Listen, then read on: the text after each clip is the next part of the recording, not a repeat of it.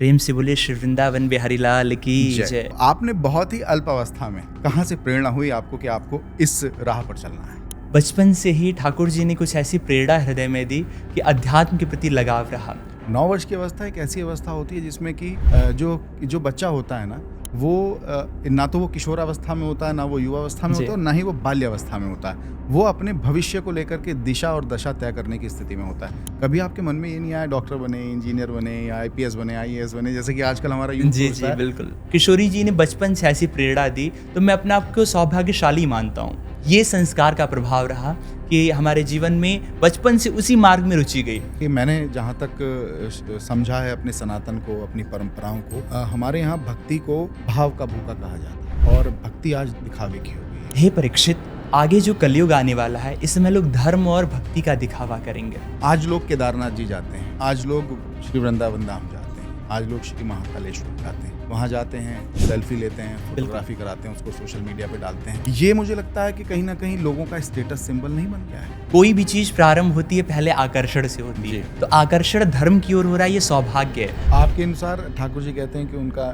नाम स्मरण करो, और वो कहते हैं राधा राधा राधा राधा। बिल्कुल। हनुमान जी अभी भी हैं? अवश्य में वे हैं हनुमान जी। कलयुग में हनुमान जी का अस्तित्व बताया गया कि अभी भी अस्तित्व। बिल्कुल। आप कह रहे थे कि जब सत्संग का माहौल है, जब हम श्री जी को याद कर रहे हैं, भगवान को याद कर रहे हैं, तो इसका मतलब है कि उनकी मौजूदगी, उनकी उपस्थिति यहाँ पर है। अवश्य। इसी प्रकार जब भूत प्रेत से जुड़े विषयों पर बात कुछ लोग करते हैं, राक्षसों से, पिशाचनी, तो क्या उनकी भी मौजूदगी उस वक्त में वहाँ होती है? हाँ, ये अच्छी बात आपने कही। आप कह रहे थे कि अगर डॉक्टर की दवा ना लग रही हो, हाँ, कोई बीमारी हो गई हो, खासतौर से बुखार हो गया, और बुखार ना उतर रहा हो, तो आप कुछ मंत्र बता रहे थे कि इन मंत्रों को पढ़ने से आपका बुखार चला जाएगा। क्या वाकई में ऐसा है? हाँ, इसका कारण ये है। निधिवन जी का थोड़ा सा रहस्य बताइए। निधिवन जी हमारे, और वहाँ की महिमा बताइए। जी, निधिवन जी हमारे वृंदावन के प्रधान वनों में आता है। मैंने सुना है कहीं कि प्रभु के चरणों की सेवा करने का अधिकार तो शूद्र को दिया गया। हाँ, भगवान के चरणों से प्रकट हुए हैं शूद्र। हाँ, हमारे पॉडकास्ट का सत्संग ज्यादा है। जी, हम सत्संग कर रहे हैं। बिल्कुल। आपका सत्संग सुनने का सौभाग्य मुझे अभी मिल रहा है, दर्शकों को बाद में मिलेगा। अवश्य। नमस्कार, बहुत बहुत स्वागत करता हूं आप सभी का न्यूज़ स्कूप अनप्लग्ड के इस बहुत ही खास शो पर, और बहुत ही नहीं, बहुत बहुत बहुत ही खास शो पर। मैंने 3 बार बहुत ही इसलिए बोला क्योंकि आज मेरे इस स्टूडियो में एक विशेष मेहमान मौजूद हैं, जिन्होंने बहुत ही अल्प अवस्था में, बहुत ही छोटी सी उम्र में वेदों का, शास्त्रों का, पुराणों का, सनातन का, हमारी संस्कृति का, हमारी परंपराओं का बहुत ही अच्छा सा ज्ञान अर्जित किया है, और इस ज्ञान को वो लगातार देश के युवाओं तक पहुंचा रहे हैं अपने सोशल मीडिया प्लेटफॉर्म्स के माध्यम से। और इसी कड़ी में, इसी क्रम में आज इनके ज्ञान की इस गंगा को और आगे बढ़ाने के लिए और आगे बहाने के लिए मैंने उन्हें आज अपने स्टूडियो में आमंत्रित किया है। तो खास तौर से युवा साथियों से, यूथ से मैं आज रिक्वेस्ट करूँगा, इस पॉडकास्ट को ज़्यादा से ज़्यादा देखिएगा और ज़्यादा से ज़्यादा इसको शेयर करिएगा अपने दोस्तों के साथ, अपने जानकारों के साथ। तो आइए शुरू करते हैं आज की बातचीत। और हमारे स्टूडियो में बहुत ही खास मेहमान जो मौजूद हैं, उनसे आपका परिचय कराता हूँ। पंडित श्याम सुंदर दास जी महाराज, बहुत बहुत स्वागत है आपको महाराज। सबसे पहले तो आपको सप्रेम राधे श्याम, और आपने जो ये कार्य प्रारंभ किया एक सोच और एक पहल के साथ, इसके लिए आपको बहुत बहुत साधुवाद हम प्रदान करते हैं। बहुत बहुत धन्यवाद आप। क्योंकि देखिए, प्रवचनों में, सत्संगों में, कथाओं में इतना हम स्वतंत्र होकर के हमें बोलने का अवसर नहीं प्राप्त होता है, क्योंकि वहाँ कोई प्रश्नकर्ता नहीं होता है। परंतु इस माध्यम से आप नाना प्रकार के आचार्यों को बुला करके उनसे जो सनातन संबंधी प्रश्न हैं, उन प्रश्नों को पूछ करके आप समाज में एक ऐसे संदेश को प्रसारित करेंगे जिसकी आवश्यकता इस सनातन समाज को, इस संपूर्ण समाज को अत्यंत है। जी महाराज जी, बहुत ही अल्प व्यवस्था, माफ करिएगा मैंने आपको बीच में रोक दिया, आपकी बात अभी अधूरी रह गई थी। मैं चूंकि एक्साइटेड हूँ बहुत ज्यादा, बहुत सारी बातें करने के लिए, आपसे खुद को रोक नहीं पा रहा हूँ। तो आपने बहुत ही अल्प अवस्था में कहाँ से प्रेरणा हुई आपको कि आपको इस राह पर चलना है? तो मैं कुछ भी बोलूँ तो सबसे पहले हम अपने वृंदावन बिहारी लाल की जयकारा एक बार लगाएंगे। प्रेम से बोले श्री वृंदावन बिहारी लाल की जय, श्री राधा वल्लभ लाल की जय, महाप्रभु हरिवंश चंद्रजू महाराज की जय, सद्गुरुदेव भगवान की जय। तो हमारे जीवन में ठाकुर जी ने कृपा करके हमको सर्वप्रथम तो सबसे बड़ा सौभाग्य प्रदान किया कि मानव जीवन प्रदान किया, फिर भारतवर्ष में जन्म दिया, और ऐसी द्विजाति में ब्राह्मण कुल में जन्म दिया। तो बचपन से ही ठाकुर जी ने कुछ ऐसी प्रेरणा हृदय में दी कि अध्यात्म के प्रति लगाव रहा, और उस लगाव को और बढ़ाया हमारे माता पिता ने, विशेष करके माँ ने, क्योंकि हर जीव की पहली गुरु माँ होती है।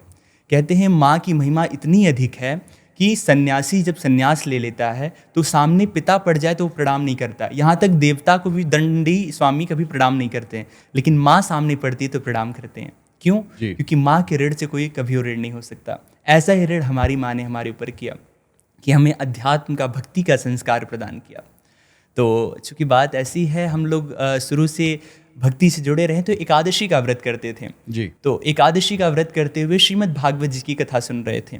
तो कथा सुनते सुनते हमारे बड़े भ्राताश्री के हृदय में भाव आया कि क्यों ना हमारे घर से कोई एक ऐसा निकले जो इस मार्ग में जाए और हमें भी धर्म की ओर लगाए, भक्ति की ओर लगाए और समाज को भी लगाए। क्या आयु थी आपकी उस वक्त? उस समय आयु हमारी 9 वर्ष की थी। 9 वर्ष की जी। और जब वृंदावन आए तो लगभग 10 वर्ष की आयु हो चुकी थी हमारी। फिर 10 वर्ष की आयु में श्रीधाम वृंदावन आगमन हुआ और यहाँ पे आकर सबसे बड़ा सौभाग्य मैं अपने जीवन का कहूँ, हमारे सद्गुरुदेव भगवान हमको मिले। क्योंकि हमारे गुरुदेव भगवान ने जो ज्ञान हमको प्रदान किया और आज के समय में जो भी हम बोल रहे हैं, जो भी शास्त्रों का ज्ञान हुआ है, वेदों का ज्ञान हुआ है, वो हमारे गुरुदेव भगवान की ही कृपा है। उनकी कृपा से ही हमने सब कुछ जाना है। क्योंकि उन्होंने जीवन में मुझे ये बताया कि आप जो पढ़ रहे हो शास्त्रों में ना, वो बस आपके शास्त्रों तक नहीं होना चाहिए, आपके जीवन में उतरना चाहिए। और यही हमारे सनातन धर्म का मूल सिद्धांत है कि हम जो शास्त्रों में सुन रहे हैं, चर्चाओं में, सत्संगों में सुन रहे हैं, वो हमारे जीवन में भी उतरना चाहिए, तभी वो सार्थक होता है। ठाकुर जी और श्री जी की विशेष कृपा हम जानते हैं और हम तो यही मानते हैं कि हम यंत्र हैं और ठाकुर जी यंत्री हैं। जैसे आपने छोटे बच्चे को देखा होगा कि बच्चा रिमोट वाली कार चलाता है तो अपने रिमोट से वो कार को आगे पीछे दाएं बाएं कहीं भी कर सकता है। तो हम तो यंत्र हैं और किशोरी जी हमारे ठाकुर जी यंत्री हैं और वो जहाँ शरीर को जिस सेवा में लगाना चाह रहे हैं वो लगा रहे हैं। और उन्होंने ये हमें सौभाग्यान्वित किया है कि इस कम उम्र में भगवान ने अपनी सेवा में लगा दिया कि संसार के विकारों से हमको बचा के रखा। ये किशोरी जी की विशेष कृपा है हमारे ऊपर। 9 वर्ष की आयु बता रहे हैं आप, जिस वक्त में आपके मन में ये भाव आया कि आपको वृंदावन धाम आ जाना है। 9 वर्ष की अवस्था एक ऐसी अवस्था होती है जिसमें कि जो बच्चा होता है ना, वो ना तो वो किशोरावस्था में होता है, ना वो युवावस्था में होता है, ना ही वो बाल्यावस्था में होता है। वो अपने भविष्य को लेकर के दिशा और दशा तय करने की स्थिति में होता है। कभी आपके मन में ये नहीं आया डॉक्टर बने, इंजीनियर बने या आईपीएस बने, आईएएस बने, जैसे कि आजकल हमारा यूथ होता है? बिल्कुल। किशोरी जी की कुछ ऐसी कृपा रही ना कि बचपन से 9 वर्ष में तब भी कुछ हम बड़े हो गए थे जी। लेकिन और जब छोटे ही थे तो बचपन से लेकर के हमें कभी अपनी अवस्था के बच्चों के साथ रहना पसंद नहीं आया। शुरू से हम अपने बड़े बूढ़ों के साथ बैठते थे और उस समय तो ज़्यादा कुछ ज्ञान था नहीं। किशोरी जी ने जो जैसे सीरियल इत्यादि आते हैं उन सबको देख करके जो भी ठाकुर जी की लीला हम देखते हैं, किशोरी जी ने बचपन से ऐसा मस्तिष्क दिया, एक बार जो देख ले सुन ले याद हो जाता है वो। तो अब हम कभी अपनी दादी जी को सुनाते, कभी बूढ़ी नानी जी को सुनाते वो चरित्र जाके, हमें वो करना अच्छा लगता। और किशोरी जी ने बचपन से ऐसी प्रेरणा दी तो मैं अपने आप को सौभाग्यशाली मानता हूँ।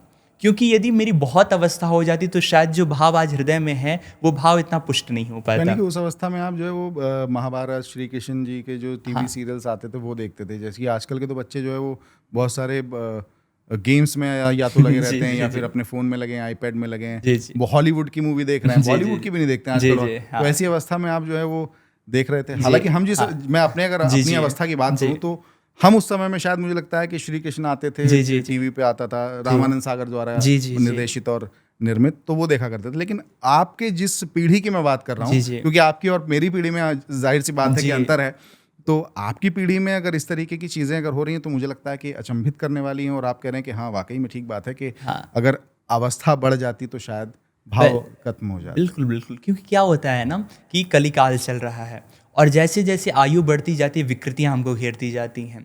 लेकिन मैं इसमें अपने माता पिता का, अपने बड़े भ्राताश्री का, अपने सभी लोगों का बहुत धन्यवाद देना चाहता हूँ कि उन्होंने बचपन से ऐसा संस्कार दिया कि हमारे बड़े भ्राताश्री अक्सर मजाक में कहते हैं कि जिस आयु में लोग ट्विंकल ट्विंकल सीखते हैं, हमारे मैया ने हमको ओम जय जगदीश हरे बाके बिहारी तेरी आरती गाँव सिखाया उन्होंने।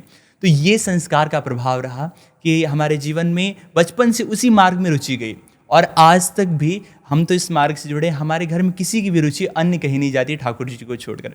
क्योंकि क्या है ना कि ठाकुर जी का जो ये रस है, भक्ति का रस है, ये सिंधु है और संसार के जो रस हैं, सुख हैं, वो सुख का आभास है।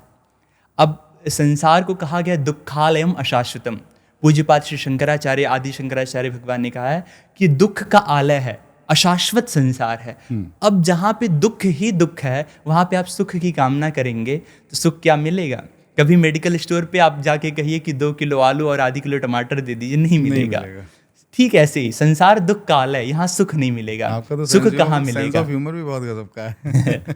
तो और सुख कहाँ मिलेगा? जो आनंद सिंधु सुख राशि सी करते त्रय लोग सुपासी। जो आनंद के सिंधु और सुख की राशि हैं, ऐसे हमारे ठाकुर जी हैं एकमात्र। और एक बार उनमें जिसका भी मन लग गया, मैं विशेष करके युवाओं को कहना चाहूँगा, क्योंकि युवा ही हमारे देश के भविष्य होते हैं। और संभवतः जहाँ तक हमें पता है, आप हमारी शुद्धि भी कर सकते हैं कि इस समय भारतवर्ष में सबसे अधिक युवा हैं। अगर मैं सत्य कह रहा हूँ तो ठीक कह रहे हैं। तो युवा सबसे अधिक है, देश है। बिल्कुल।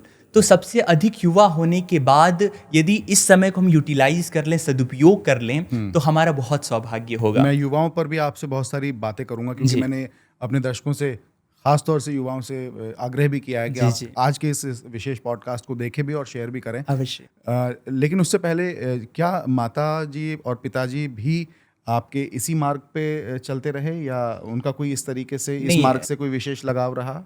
हाँ, देखिए, भक्ति भावना तो बचपन से रही, लेकिन हमारे पिताजी अध्यापक रहे, सरकारी अध्यापक रहे, और माता जी किशोरी जी की कृपा से एक विद्यालय चलता है, तो उसकी मैनेजमेंट मैया देखती हैं। तो शिक्षा विभाग से शुरू से रहा लगाव। और मैया हमारी जो हैं, यदि मैं बताऊं, वैसे अपने विषय में चर्चा करना भी उतना वो लगता नहीं है। मैं तो चाहता हूं अपने विषय में आप चर्चा करें। हाँ। आप बताएं मुझे, मैं चाहता हूं कि आपके विषय में दर्शक जाने, लोगों को प्रेरणा मिलनी चाहिए। अवश्य। तो हमारी मैया का जब जन्म हुआ था, तो मैया जब हमारी गर्भ में थी जी, तो उस समय मैया ने भागवत कथा सुनी थी, मतलब हमारे नाना नानी जी ने भागवत कथा सुनी थी। तो मैया भागवत जी की प्रसाद हैं, और ठाकुर जी की कुछ ऐसी प्रेरणा रही कि जब मैं गर्भ में था उस समय हमारी मैया खूब सुंदर कांड का पाठ करती थी। तो हम तो यही जानते हैं कि हनुमान जी ने कृपा की, और राम कथा सुनिबे को रसिया, वो राम कथा सुनने को रसिया, इसलिए बोले जाओ तुम कथा ही को भाई, तुम मेरे प्रसाद हो तो तुम जाके राम कथा सुनाओ। गर्भ में आपने सुंदर कांड का पाठ जो है वो श्रवण किया है, और वहाँ से आपको प्रेरणा हुई, बहुत अच्छी बात है। भगवान श्री हरि बैकुंठ में नहीं रहते, आप ऐसा कहते हैं, कहाँ रहते हैं फिर? कारण ये है ना कि भगवान श्री हरि नारायण से एक बार श्री नारद जी महाराज ने पूछा कि भगवान आप कहाँ पे बसते हैं? तो भगवान का वचन है ये, नाहम वसामि वैकुंठे योगिनाम हृदयेन च मद भक्ताः यत्र गायन्ति तत्र तिष्ठामि नारद। कहते हैं, हे नारद, नाहम वसामि वैकुंठे, ना मैं वैकुंठ में निवास करता हूँ, योगिनाम हृदयेन च, बड़े बड़े योगियों के हृदय में भी नहीं जल्दी आते हैं भगवान, करोड़ों जन्मों तक तपस्या करते हैं। आगे चल के मैं आपको बताऊंगा कि कितनी बड़ी बड़ी तपस्या लोग करते हैं, एक महात्मा का चरित्र भी सुनाऊंगा मैं आपको। तो करोड़ों वर्षों की तपस्या के बाद जाकर के भगवान का दर्शन मिलता है। लेकिन मद भक्ता यत्र गायन्ति तत्र तिष्ठामि नारद, जहाँ भगवान की चर्चा होती है, भगवान के गुण गाए जाते हैं, जहाँ जैसे हम आप सभी बैठकर यहाँ पे भगवान की चर्चा कर रहे हैं, तो निश्चित रूप से भगवान यहाँ पर विराजमान है। अब हमारी दृष्टि नहीं है, हम नहीं देख पा रहे, यह हमारी अपात्रता है जी, लेकिन भगवान विराजमान है। तो जहाँ पे भी भगवान का गायन होता है, इसीलिए हर एक सनातनी को 2 कार्य अवश्य करने चाहिए। क्या? पहला है कि पूरे परिवार को दिन में एक ऐसा समय निश्चित करें जब आपके घर के सारे सदस्य एक साथ रहें, तो बहुत ज़्यादा नहीं, आधे घंटे भगवान के नाम का कीर्तन करें, और आधे घंटे जो आपके घर के सबसे बड़े हों, बड़े बुजुर्ग हों, वो बैठ करके श्री रामचरितमानस जी की कथा सुनाएं, श्री भक्तमाल जी की कथा सुनाएं। मेरा विश्वास मानिएगा आप, ये बस कोई 1 वर्ष कर ले, और 1 वर्ष पूर्व का जीवन देखे, 1 वर्ष बाद का जीवन देखे, जमीन आसमान का नहीं, जमीन और हम कहें स्वर्ग का अंतर दिखाई पड़ेगा। ये इतनी और बहुत लोगों के जीवन में जिन्होंने हमारी बात को माना है, उनके जीवन में अंतर दिखाई पड़ा है। संस्कारों में अंतर, भाग्य में अंतर, साथ ही साथ उनके गुणों में अंतर दिखाई पड़ता है। तो संस्कृति, परंपरा और हमारे जो शास्त्र संवत जो नियम हैं, उनसे हमारे युवा खास तौर से दूर होते चले जा रहे हैं। मुझे लगता है कि भक्ति भाव की रह गई, भक्ति दिखावे की रह गई है, भक्ति भाव की नहीं बची। मुझे लगता है कि मैंने जहाँ तक समझा है अपने सनातन को, अपनी परंपराओं को, हमारे यहाँ भक्ति को भाव का भूखा कहा जाता है। अवश्य। और भक्ति आज दिखावे की हो गई है। उनके लिए आप क्या कहेंगे?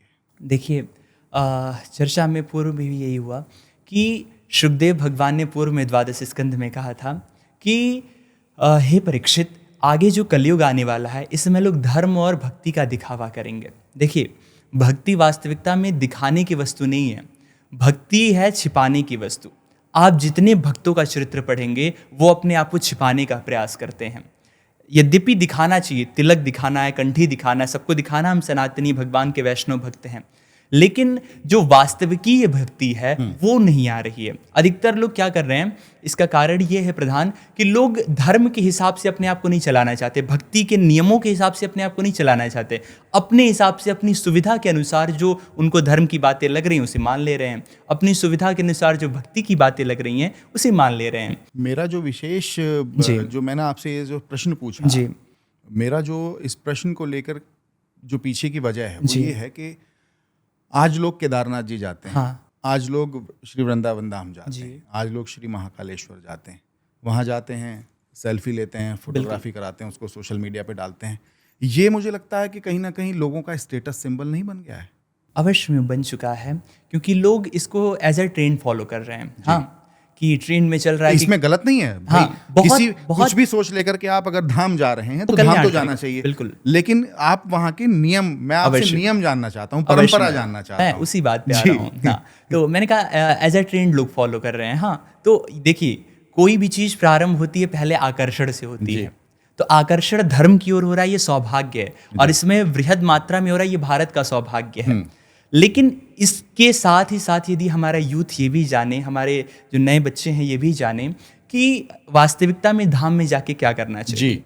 तो आप यदि पहले के लोगों को, जो हमारे बड़े बुजुर्ग रह गए, तो आजकल के बच्चे बहुत कम उनका संग करते हैं, इसलिए उन्हें पता नहीं है।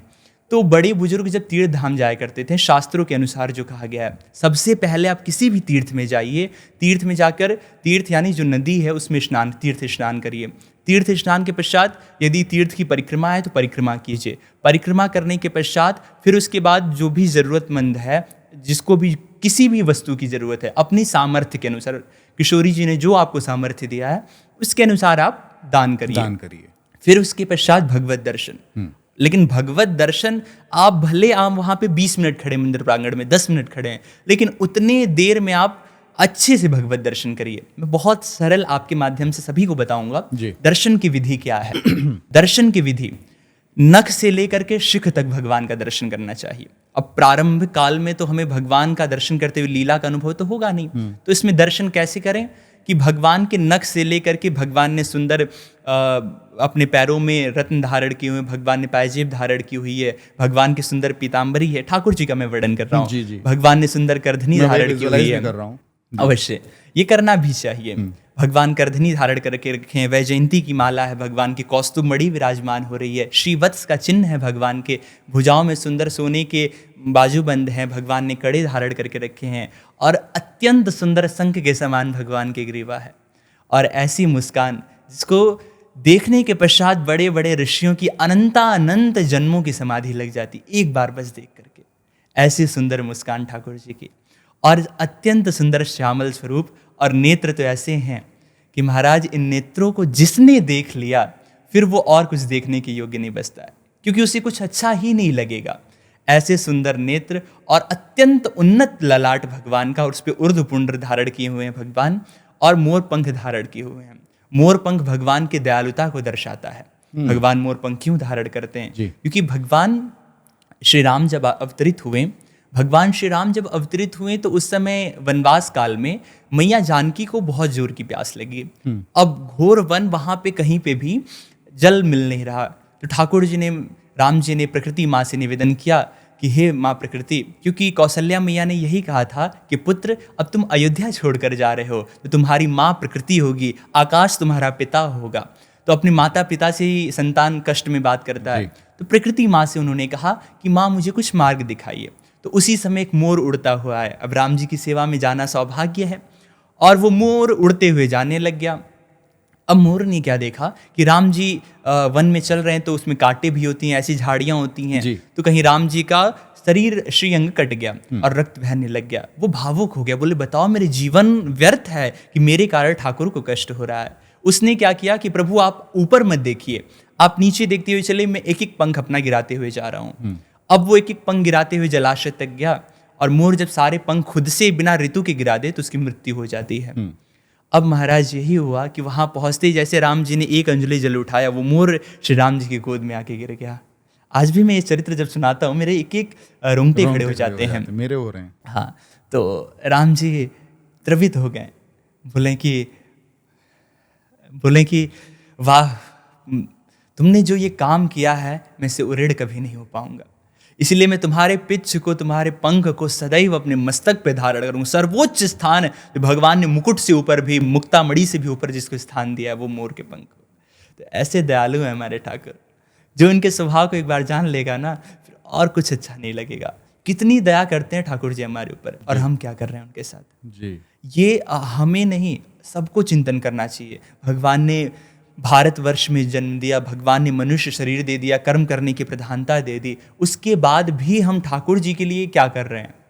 बस हम अपने खाने पीने सोने में तो व्यस्त हैं। और ठाकुर जी ये भी नहीं कहते हमारे लिए तुम बहुत कुछ करो, बस उनका नाम उच्चारण करना है, उससे भी आपका फायदा होगा। इस लोक में भी आपका कल्याण है, उस लोक में भी कल्याण है, लेकिन वो भी करने में हम कंजूसी कर रहे हैं महाराज।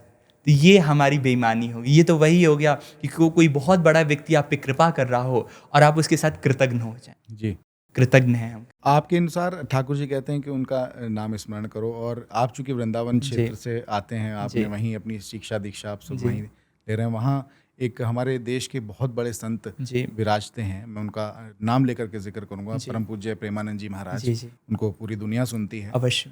वो कहते हैं राधा राधा राधा राधा। बिल्कुल। देखिए, पूज्य श्री प्रेमानंद जी महाराज, बाबा का ठाकुर जी की इतनी बड़ी कृपा रही कि बचपन में हमें संग प्राप्त हुआ। हम जब अध्ययन करने जाया करते थे तो पूर्व में बाबा की 2 घंटे प्रवचन होते थे, तो वो प्रवचन सुन के जाया करते थे। और बाबा जो राधा नाम का उपदेश करते हैं, ये बड़ा गुप्त नाम है। ये राधा नाम को देवताओं ने अपने लिए छिपा के रखा था। कहते हैं ना कि जो हमारी स्पेशल पावर होती है हम किसी को नहीं बताते हैं, तो ये देवता अपनी शक्ति को बढ़ाने के लिए किशोरी जी के नाम को लेते हैं। किशोरी जी कैसे? मुनीन्द्र वृंद वंदिते त्रिलोक शोक हारिणी। जो बड़े बड़े मुनीन्द्र हैं वो श्री जी की वंदना करते हैं। श्री राधा कृपा कटाक्ष का वर्णन करते हुए महादेव कहते हैं, स्वयं महादेव जिनसे सारी निधियाँ, सारी कलाएं, सारी विद्याएं प्रकट होती हैं, वो महादेव कहते हैं, हे किशोरी जी आप सर्वेश्वरी हैं, मखेश्वरी, क्रियेश्वरी, स्वधेश्वरी, सुरेश्वरी, त्रिवेद भारतीश्वरी, प्रमाण शासनेश्वरी, रमेश्वरी, क्षमेश्वरी, प्रमोद काननेश्वरी, ब्रजेश्वरी, ब्रजाधिपे श्री राधिके नमोस्तुते। हे किशोरी जी आप मखेश्वरी, समस्त यज्ञों की ईश्वरी हैं। क्रियेश्वरी, जितने कर्म हो रहे हैं सबकी ईश्वरी किशोरी जी हैं। हे किशोरी जी आप रमा उमा सबकी स्वामिनी है, संपूर्ण ब्रह्मांडों की स्वामिनी है हमारी किशोरी जी। हमारी किशोरी जी एक तरफ जहाँ दृष्टिपात कर दें कई कई ब्रह्मांड बन जाते हैं। एक ब्रह्मांड से और अधिक ब्रह्मांड होते हैं। विज्ञान ने तो आज कुछ वर्षों पूर्व जाना, हमारे वहाँ पूर्व से वर्णन आता है। आप यदि गर्ग संहिता का वर्णन सुनेंगे तो जो नित्य गोलोक धाम है, जो ब्रजमंडल की भूमि है ना 84 कोस की, ये गोलोक धाम से आई है। ओके। तो इस गोलोक धाम में एक विरजा नाम की नदी बहती है, और वहाँ पे ब्रह्मांड ऐसे बहते हैं जैसे आपने नदी में रेत के कण बहते हुए देखे होंगे ना, वैसे उस नदी में ब्रह्मांड बहते जाते हैं। और उस गोलोक की स्वामिनी हमारी किशोरी जी हैं। एक राधा नाम लेने का प्रभाव ये है कि समस्त वेद पुराण शास्त्र में वर्णित जितने साधन हैं वो सारे साधनों को आप एक पलड़े पे रखिए तराजू की, और बस एक राधा नाम का बस र उठाइए, उसको दूसरे पलड़े पे रख दीजिए, तो सारे साधन मिलके भी बस र शब्द की समानता नहीं कर पाएंगे। ये है किशोरी जी के नाम का प्रभाव। तो ऐसी प्रभावमयी नाम है। तो बाबा ने क्या किया? बाबा ने इस राधा नाम का प्रचार सबके हर व्यक्ति तक पहुंचाया, क्योंकि अधिकतर लोग अभी तक क्या जय श्री कृष्ण जपते थे, राधा नाम से बड़े वंचित थे जी। लेकिन बाबा ने वहां तक पहुंचाया। ये बड़ी कृपा है। हाँ। अब मैं एक आपका और वीडियो देख रहा था सोशल मीडिया पे ही, आप कह रहे थे कि दुनिया जानती है कि पवन पुत्र हनुमान जी प्रभु श्री राम के जी सेवक हैं। आप कह रहे थे प्रभु श्री राम के भाई हैं पवन पुत्र हनुमान। जी जी। तो मुझे उसके पीछे का कारण बताइए। मैं चाहता हूँ, मैंने तो सुन लिया था कारण, मैं चाहता हूँ आपके माध्यम से आज मेरे दर्शक भी सुने। बिल्कुल। इसमें बड़ा सुंदर लीला है कि जैसे आप सभी को पता है कि जब श्री दशरथ जी की कोई संतान नहीं हो रही थी जी, वशिष्ठ जी से उन्होंने निवेदन किया, तो श्रृंगेर से ही वशिष्ठ बुलावा, पुत्र काम शुभ यज्ञ करावा। तो उन्होंने सुंदर यज्ञ करवाया श्रृंगी ऋषि को बुलवा करके। तो उस समय अग्निदेव स्वयं प्रकट हुए चरु लेकर के, पायस लेकर के, और उन्होंने श्री दशरथ जी को प्रदान किया और बोले इसका 3 भाग करके अपनी तीनों रानियों को दे दीजिए। तो उस समय क्या हुआ कि एक भाग तो माता कौशल्या को दिया गया, दूसरा भाग कैकेयी जी को, तीसरा भाग सुमित्रा जी को। तो सुमित्रा जी का जो भाग था उसी समय एक चील उड़ती हुई आई और उसने उनके भाग को लिया और उड़ के चली गई। अच्छा, ये चील भी पूर्व जन्म में एक अप्सरा थी। तो ब्रह्मलोक में ये नृत्य करते समय इसके मन में विकार आ गया। तो सत्य लोक है, वहां पे विकार का प्रवेश ही नहीं है, और कोई विकार किसी के हृदय में प्रवेश कर रहा है यानी उसने कुछ गलती की है, तो उसे सीधे सत्य लोक से बाहर निकाल दिया जाता है। ये नियम है सत्य लोक का। तो सत्य लोक में श्री जो ब्रह्मा जी महाराज हैं, उन्होंने श्राप दे दिया कि जाओ तुम चील की योनि में उत्पन्न हो जाओ। अब इसने क्षमा मांगी, तो बोले तुम जब सुमित्रा जी के हाथ से वो चरु का भाग ले जा करके श्री अंजना मैया को दे दोगे, तब जाकर के तुम्हारी मुक्ति हो जाएगी। तो उसने अपने श्राप की मुक्ति के लिए वो भाग उठाया और ले जाकर के माता अंजना को दिया है। और माता अंजना उस समय तपस्या कर रही थी। भगवान शिव ने पूर्व में बताया था कि वायुदेव के द्वारा आपको वो प्राप्त होगा चरु, उसे आप पा लीजिएगा। माता अंजना ने प्राप्त किया और हमारे वीर बजरंगी हनुमान जी महाराज का प्राकट्य हुआ। और हनुमान जी महाराज, उनके विषय में क्या ही कहना, कलयुग के साक्षात राजा हैं। आप यदि हनुमानगढ़ी का दर्शन करेंगे तो वहाँ पे हनुमान जी राजा रूप में हैं, क्योंकि कहते हैं राम जी ने अयोध्या की गद्दी पर लव कुश को नहीं बैठाया, वहाँ पे हनुमान जी का अभिषेक हुआ है। तो इसीलिए हनुमान जी कलयुग के राजा हैं। और ऐसे हनुमान जी महाराज का जो आश्रय ले लेता है, उसका कितना प्रताप होता है। पूज्य श्री बागेश्वर वाले पंडित धीरेन्द्र कृष्ण शास्त्री जी उसके साक्षात प्रमाण हैं कि हनुमान जी महाराज की आराधना का प्रभाव ऐसा हुआ कि आज वो देश विदेशों में हमारे धर्म का प्रचार कर रहे हैं। गर्व होता है, हाँ, गौरवान्वित महसूस करते हैं हम कि हम उस देश में पैदा हुए, जिस धरती पर बागेश्वर धाम वाले बाबा हैं, जो कि पूरे विश्व में सनातन का प्रचार इस तरीके से कर और रहे हैं। ऐसे लोगों को देख के प्रसन्नता इसलिए होती है कि ठाकुर जी ने, हनुमान जी ने इतनी उपलब्धि दे दी है, लेकिन उसके बाद भी सबसे विशेष स्वभाव उनकी विनम्रता लगती है। जो देखिए, सफल होना बड़ी बात नहीं है, सफलता को बरकरार रखना बड़ी बात है। और उसको नित्य रखने के लिए आपके अंदर विनम्रता अत्यंत आवश्यकता है। अगर विनम्रता है आपके अंदर, तो फिर आपके अंदर भक्ति भी आ जाएगी, आपके अंदर सफलता भी आ जाएगी, लेकिन आपके अंदर अहंकार नहीं आएगा। बजरंगी प्रभु श्री का नाम लेने के बाद मेरा उस विषय को छोड़ने का भी मन नहीं कर रहा, तो मैं अभी भी उसी विषय पर हूँ। बिल्कुल। और हनुमान जी अभी भी हैं? अवश्य में वे हैं हनुमान जी। कलयुग में हनुमान जी का अस्तित्व बताया गया कि अभी भी अस्तित्व? बिल्कुल। देखिए, 7 चिरंजीवी होते हैं, तो 7 चिरंजीवियों में श्री हनुमान जी महाराज एक हैं। श्री जानकी मैया ने इनको वरदान प्रदान किया। वैसे तो पूर्व में ब्रह्मा जी ने भी अमरत्व का वरदान दिया, लेकिन जानकी जी ने कहा अजर अमर गुण निधि सुत हो। यहाँ पे 2 बात है। श्री रामचरितमानस जी जो है ना, बहुत गूढ़मयी ग्रंथ हैं ये, क्योंकि एक एक शब्द, यहाँ तक एक एक अक्षर जो गोस्वामी जी लिख रहे हैं ना, उसमें एक अक्षर का एक भाव नहीं है, कई सारे भाव हैं। अब अजर अमर गुण निधि, आप अजर, आप कभी वृद्ध नहीं होंगे, अमर, सदैव आप अमर रहेंगे। श्री हनुमान जी महाराज कल्पांत तक विराजमान रहते हैं। एक और बात मैं आपको बताऊं इसी संदर्भ में, जो ब्रह्मा जी होते हैं, तो ब्रह्मा किसी मतलब देवता का नाम नहीं है, ब्रह्मा एक पदवी का नाम है। तो इस समय जो ब्रह्मा जी हैं वेद गर्भ नाम के, इसके बाद श्री हनुमान जी ही ब्रह्मा जी बनेंगे। इसीलिए कहते हैं अहम ब्रह्मास्मि।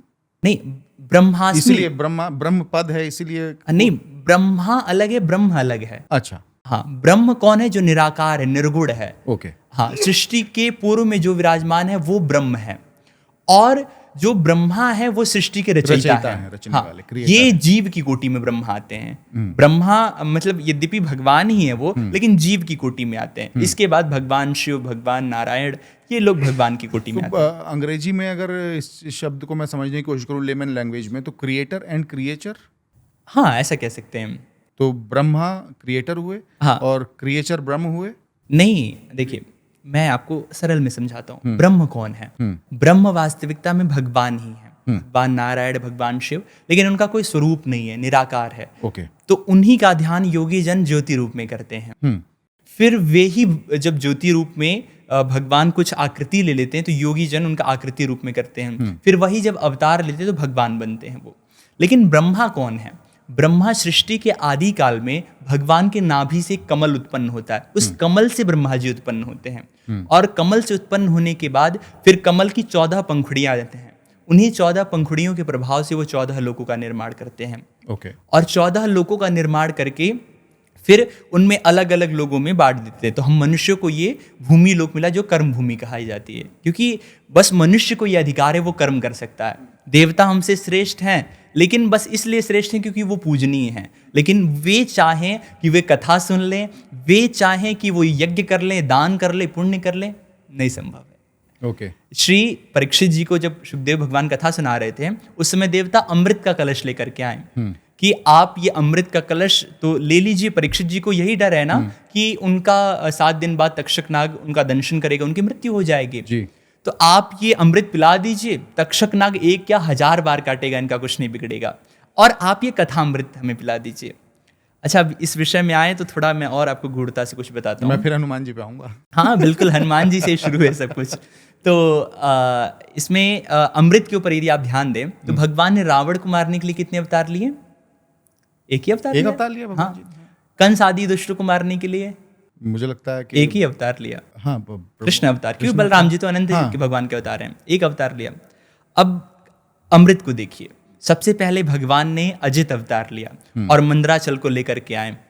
फिर उसके बाद भगवान ने कच्छप अवतार लिया जब मंदराचल डूबने लग गया जी। फिर उसके बाद भगवान ने धन्वंतरी अवतार लिया और अमृत लेकर आए। अब अमृत का कलश तो असुर लेके भाग गए, तो उस समय भगवान ने मोहिनी अवतार लिया और वो अमृत का कलश लेकर आए। कितने अवतार हुए?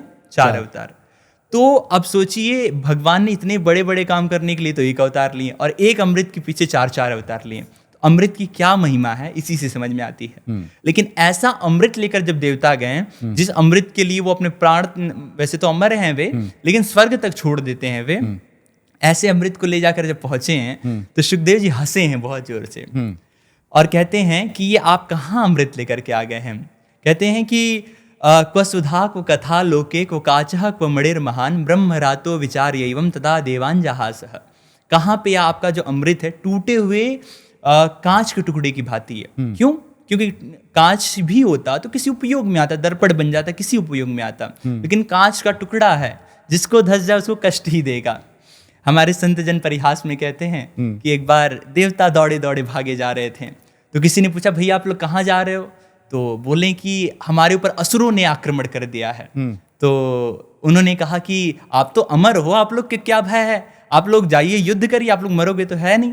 बोले यही तो डर है महाराज, यदि अमर नहीं होते 2-4 बाढ़ खाते, 3-4 तलवार लगती, जयराम जी की हो जाता। अब तो कल्पांत तक मारे खाते रहेंगे, लेकिन हमारी जयराम जी नहीं होने वाली है। तो ये भी एक बाधा ही अमृत भी जी। तो इन्होंने कहा कि आपकी कथा तो कांच के टुकड़े के समान, और हमारी जो भगवान की कथा है, आपके अमृत तो कांच का टुकड़ा और हमारी भगवान की कथा ये महान मूल्यवान मणि के समान है। उनकी समानता नहीं हो सकती। विनिमय, आप व्यापारी बन के आओ इसलिए आपको कथा का अधिकार नहीं है, श्रद्धालु बन के आते तो अवश्य रहता। तो ऐसी जो कथा है ना, ऐसी कथा भगवान की होती है। तो देवताओं से ये विषय हमारा शुरू हुआ था कि देवता जो होते हैं तो वो कथा सुनने की इच्छा से आए, लेकिन उन्हें वहां प्राप्त नहीं हुए। तो ये मनुष्य जीवन प्राप्त हुआ है तो कर्म करने के लिए प्राप्त हुआ है। ऐसी कर्म भूमि है श्री मनुष्य भूमि लोक। ऐसे करके 14 लोग बने। इन 14 लोगों की रक्षा के लिए भगवान ने 14 रूप में अवतार लिए हैं। तो अनंत चतुर्दशी जो पड़ती है, भगवान के उन्हीं 14 अनंत स्वरूपों की भगवान को अभिप्रेषित है, भगवान के प्रति वो भगवान को ही समर्पित है वो। तो अनंत चतुर्दशी पे इसलिए अनंत बंधन करते हैं कि एक रक्षाबंधन लेकर के उसमें 7 गांठ लगाते हैं, फिर उसके बाद उसको बांधते हैं। तो अनंत चतुर्दशी की ऐसी महिमा है। तो प्रधानता हमारी चर्चा शुरू हुई थी श्री ब्रह्मा जी महाराज जी। तो ब्रह्मा जी ऐसे सृष्टि की रचना करते हैं, तो ये जीव की श्रेणी में आ गए। तो अब इनकी जो अवस्था है, मैं ब्रह्मा जी की आयु बताऊं, आपको जानकर बड़ा आश्चर्य होगा। अगर एक कलयुग की आयु कहें तो 4,32,000 वर्ष की है। ऐसे इससे दुगुना 8,64,000 साल का द्वापर, कुल 4 युग मिला के होते हैं 43,20,000 साल के। इसको एक चतुर्युगी कहते हैं। ऐसे 71 बार जब चतुर्युगी बीत जाती है तो एक मनवंतर का काल होता है। इस मनवंतर के काल में एक इंद्र और एक मनु बदल जाते हैं। ऐसे जब 14 मनवंतर बीत जाते हैं तब ब्रह्मा जी का एक दिन बीतता है। अब एक दिन बीतता है ब्रह्मा जी का 14 मनवंतर बीत जाने के बाद। हाँ, 1000 युग जब बीत जाते हैं। फिर उसके बाद इतनी ही बड़ी ब्रह्मा जी की रात्रि है। अब सोचिए, इतनी बड़े ब्रह्मा जी का एक दिन, इस हिसाब से ब्रह्मा जी की 100 वर्ष की आयु होती है। और जब 14 मनवंतर बीत जाते हैं तो फिर उसमें प्रलय होता है, फिर ब्रह्मा जी फिर सुबह जग के फिर सृष्टि करते हैं। अच्छा, हाँ, तो ये विधि है। अब इस आयु से ब्रह्मा जी 100 वर्ष तक रहते हैं और हमारे ब्रह्मा जी जो अभी वेद गर्भ जी हैं वो 51 वर्ष के हैं, उत्तरार्ध उनकी आयु का चल रहा है। अभी 49 और बचे हैं, अभी 49 वर्ष और बचे हैं। उसके बाद श्री हनुमान जी तब तक विराजमान रहेंगे। अभी आप कलयुग की बात कर रहे हैं जी। अब सोच लीजिए हनुमान जी कहाँ तक विराजमान रहेंगे। मैं नेपाल में मुक्तिनाथ, श्री मुक्तिनाथ धाम जी हैं। मुझे 2 बार जाने का वहाँ सौभाग्य प्राप्त हुआ है। और वहीं पोखरा से जब आप मुक्तिनाथ जी जाते हैं तो रास्ते में गंधमादन पर्वत की श्रृंखला पड़ती है। बिल्कुल। तो ऐसा कहा जाता है कि हनुमान जी आज भी गंधमादन पर्वत पर विचरण करते हैं, अवश्य में विचरण करते हैं। वहाँ उनका, मुझे लगा कि मुझे आपके साथ बैठ कर के इस चर्चा को जो है बताना चाहिए। और एक अलग सी अनुभूति होती है जब हम हेलीकॉप्टर से जा रहे थे तो वहाँ हेलीकॉप्टर जो है वो मैग्नेटिक फील्ड की वजह से, गंधमादन पर्वत जो है वो मैग्नेटिक है, तो उसकी वजह से हेलीकॉप्टर को जो है वो अपनी ओर आकर्षित खींचता है। तो हम जब जा रहे थे परम पूज्य गुरुदेव के साथ जाने का मुझे भी सौभाग्य प्राप्त हुआ। निरंजन पीठाधीश्वर कैलाशानंद गिरी जी महाराज के साथ मुझे जाने का सौभाग्य प्राप्त हुआ। तो जो पहली बार हम वहाँ गए तो वो हेलीकॉप्टर गंधमादन पर्वत का जो मैग्नेटिक फील्ड था वो हेलीकॉप्टर को अपनी ओर खींच रहा था।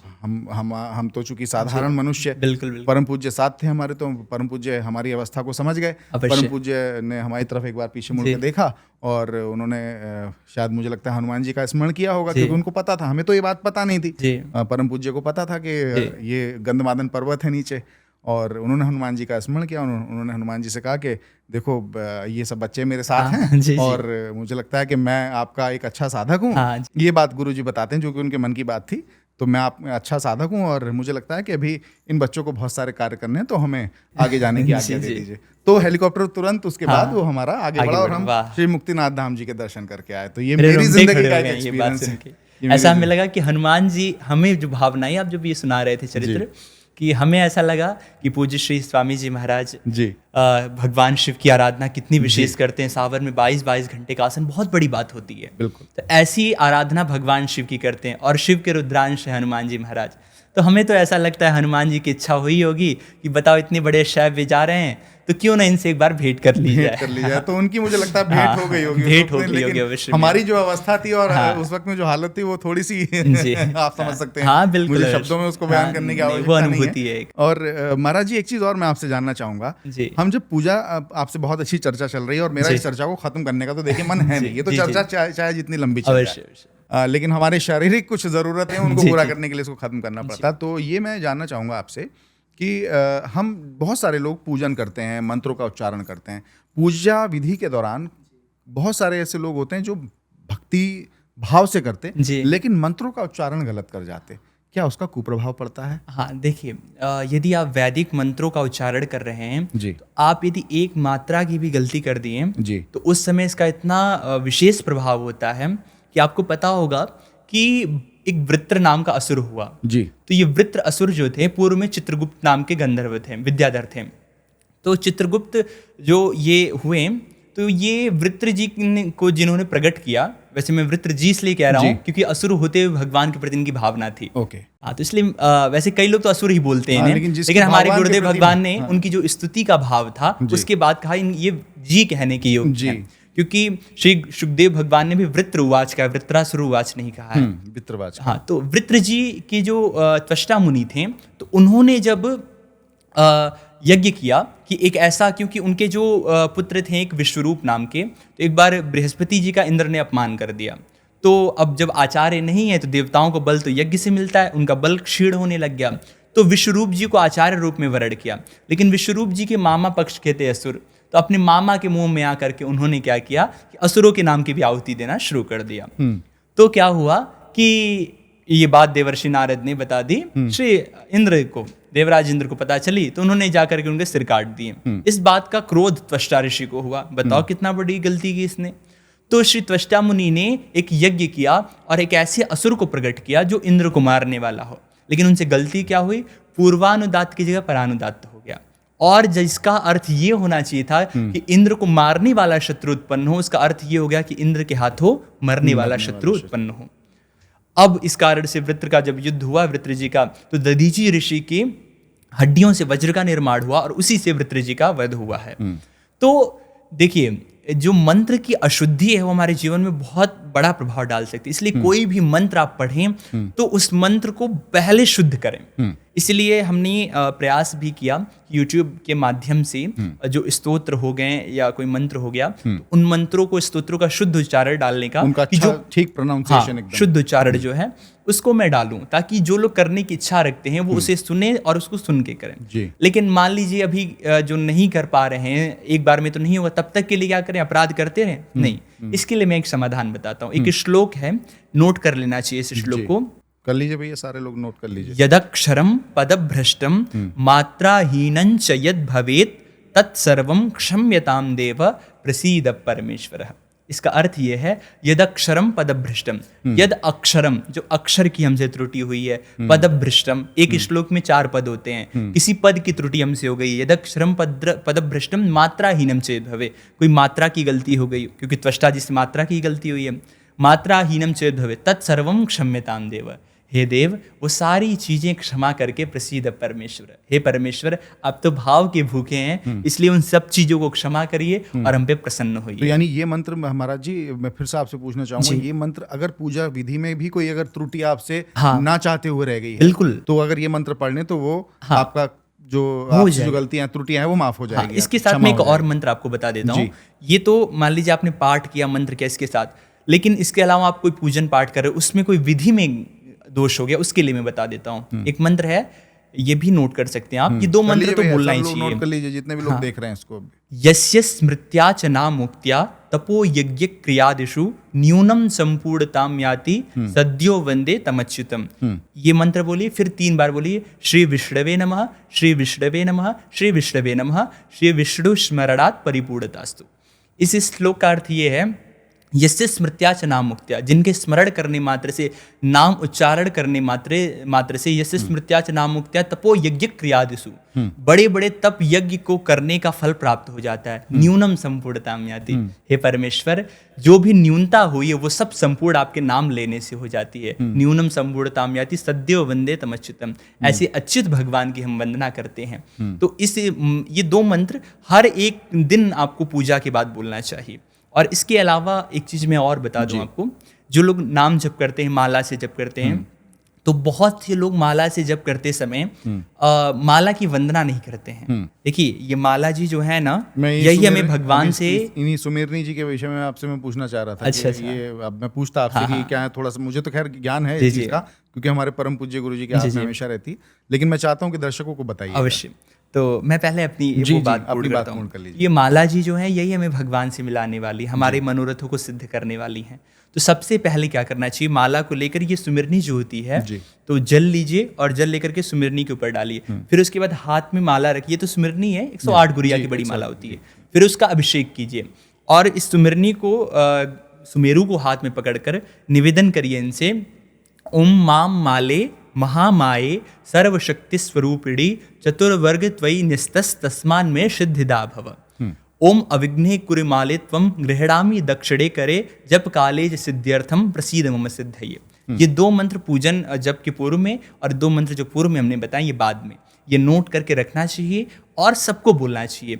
इससे ये होता है कि हम जब कर रहे हैं, कलयुग चल रहा है, कलयुग को अच्छा नहीं लगेगा, कोई धर्म कर रहा है, पूजा कर रहा है, तो वो बाधा डालेगा, कभी आपका मन भटकाएगा, कभी आप भगवान का, हम जब रहे हैं राधा वल्लभ श्री रविंद्र, राधा वल्लभ श्री रविंद्र, अब मन चला गया दुनिया में हमारा, तो फिर वैसा हमारा नाम जप नहीं हो पाएगा, हम उठ जाएंगे, मन भटकाएगा। तो ओम अविघ्ने कुरिमालित्वम, हे माला आप अविघ्नता पूर्वक मेरे जप को पूर्ण कीजिए। गृहणामि दक्षिणे करे, मैं दक्षिण यानी दाएं हाथ में ग्रहण करता हूँ। जप काले च सिद्ध्यर्थम, जप काल में मेरे मनोकामनाओं की आप सिद्धि कीजिए। जप काले सिद्ध्यर्थम प्रसीद मम सिद्धये, आप खुश होकर के हमारी सिद्धि कीजिए। ऐसा निवेदन अवश्य करना चाहिए। और ये सुमिरनी की जो आपने बात की जी, तो ये 27 गुरिया की सुमिरनी होती है। अब यदि हम 108 माला की वो गुरिया की माला ले लें, तो अब हम बात कर रहे हैं, तो इस समय 108 जब तक नहीं पूर्ण हो जाएगा तब तक हम बोल नहीं सकते हैं जी। माला जप का ये नियम होता है। लेकिन हमें नाम जप करना है। हमारे गुरुदेव ने आदेश दिया है कि सतत भगवान नाम का उच्चारण जिह्वा से होना चाहिए। क्यों? क्योंकि श्वास श्वास पे हरि भजो, वृथा श्वास मत खोए, ना जाने या श्वास को आवन होए ना होए। हम ये तो नहीं कह सकते कि आज हम ये जो श्वास लिए वापस आएगी या नहीं, एक क्षण का भरोसा नहीं किसी के। ठीक बात। तो श्वास श्वास पे हरि भजो, प्रयास पूर्वक हमेशा नाम जप करना चाहिए। अब ऐसी अवस्था तो हुई नहीं है जैसे श्री व्यासदास जी की थी कि हरे राम व्यास जी की, कि वो सतत भगवान राधा नाम की उनकी जिह्वा उच्चारण करती थी, कि वो जब शौच करते समय भी उनके जिह्वा से राधा नाम उच्चारण हुआ। तो हमारी ऐसी अवस्था है नहीं, इस कारण से सुमिरनी हाथ में है, तुलसी मैया की कृपा से राधा वल्लभ श्री जो भी नाम है वो चल रहा है अपना।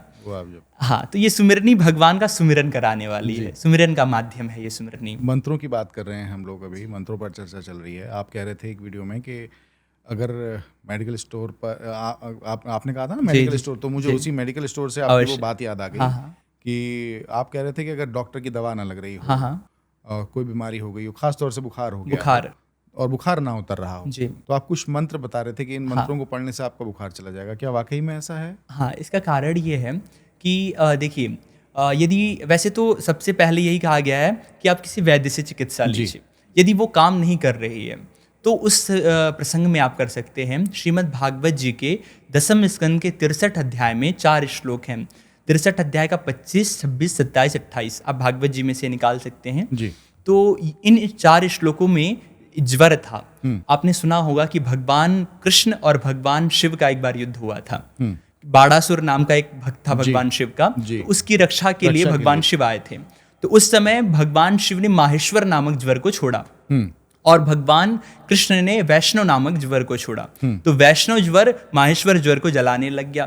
तो माहेश्वर ज्वर ने जाके भगवान के चरण पकड़ लिए कि प्रभु मुझे बचा लीजिए। आप दोनों तो भक्त के पीछे लड़ रहे हैं, लेकिन वास्तविकता में है तो आप दोनों एक ही, आप में तो कोई अंतर है नहीं, तो हम लोगों के बीच में पीस रहे हैं। आप लोग लीला कर रहे हैं, लीला कीजिए, हमें तो ये नष्ट कर देगा।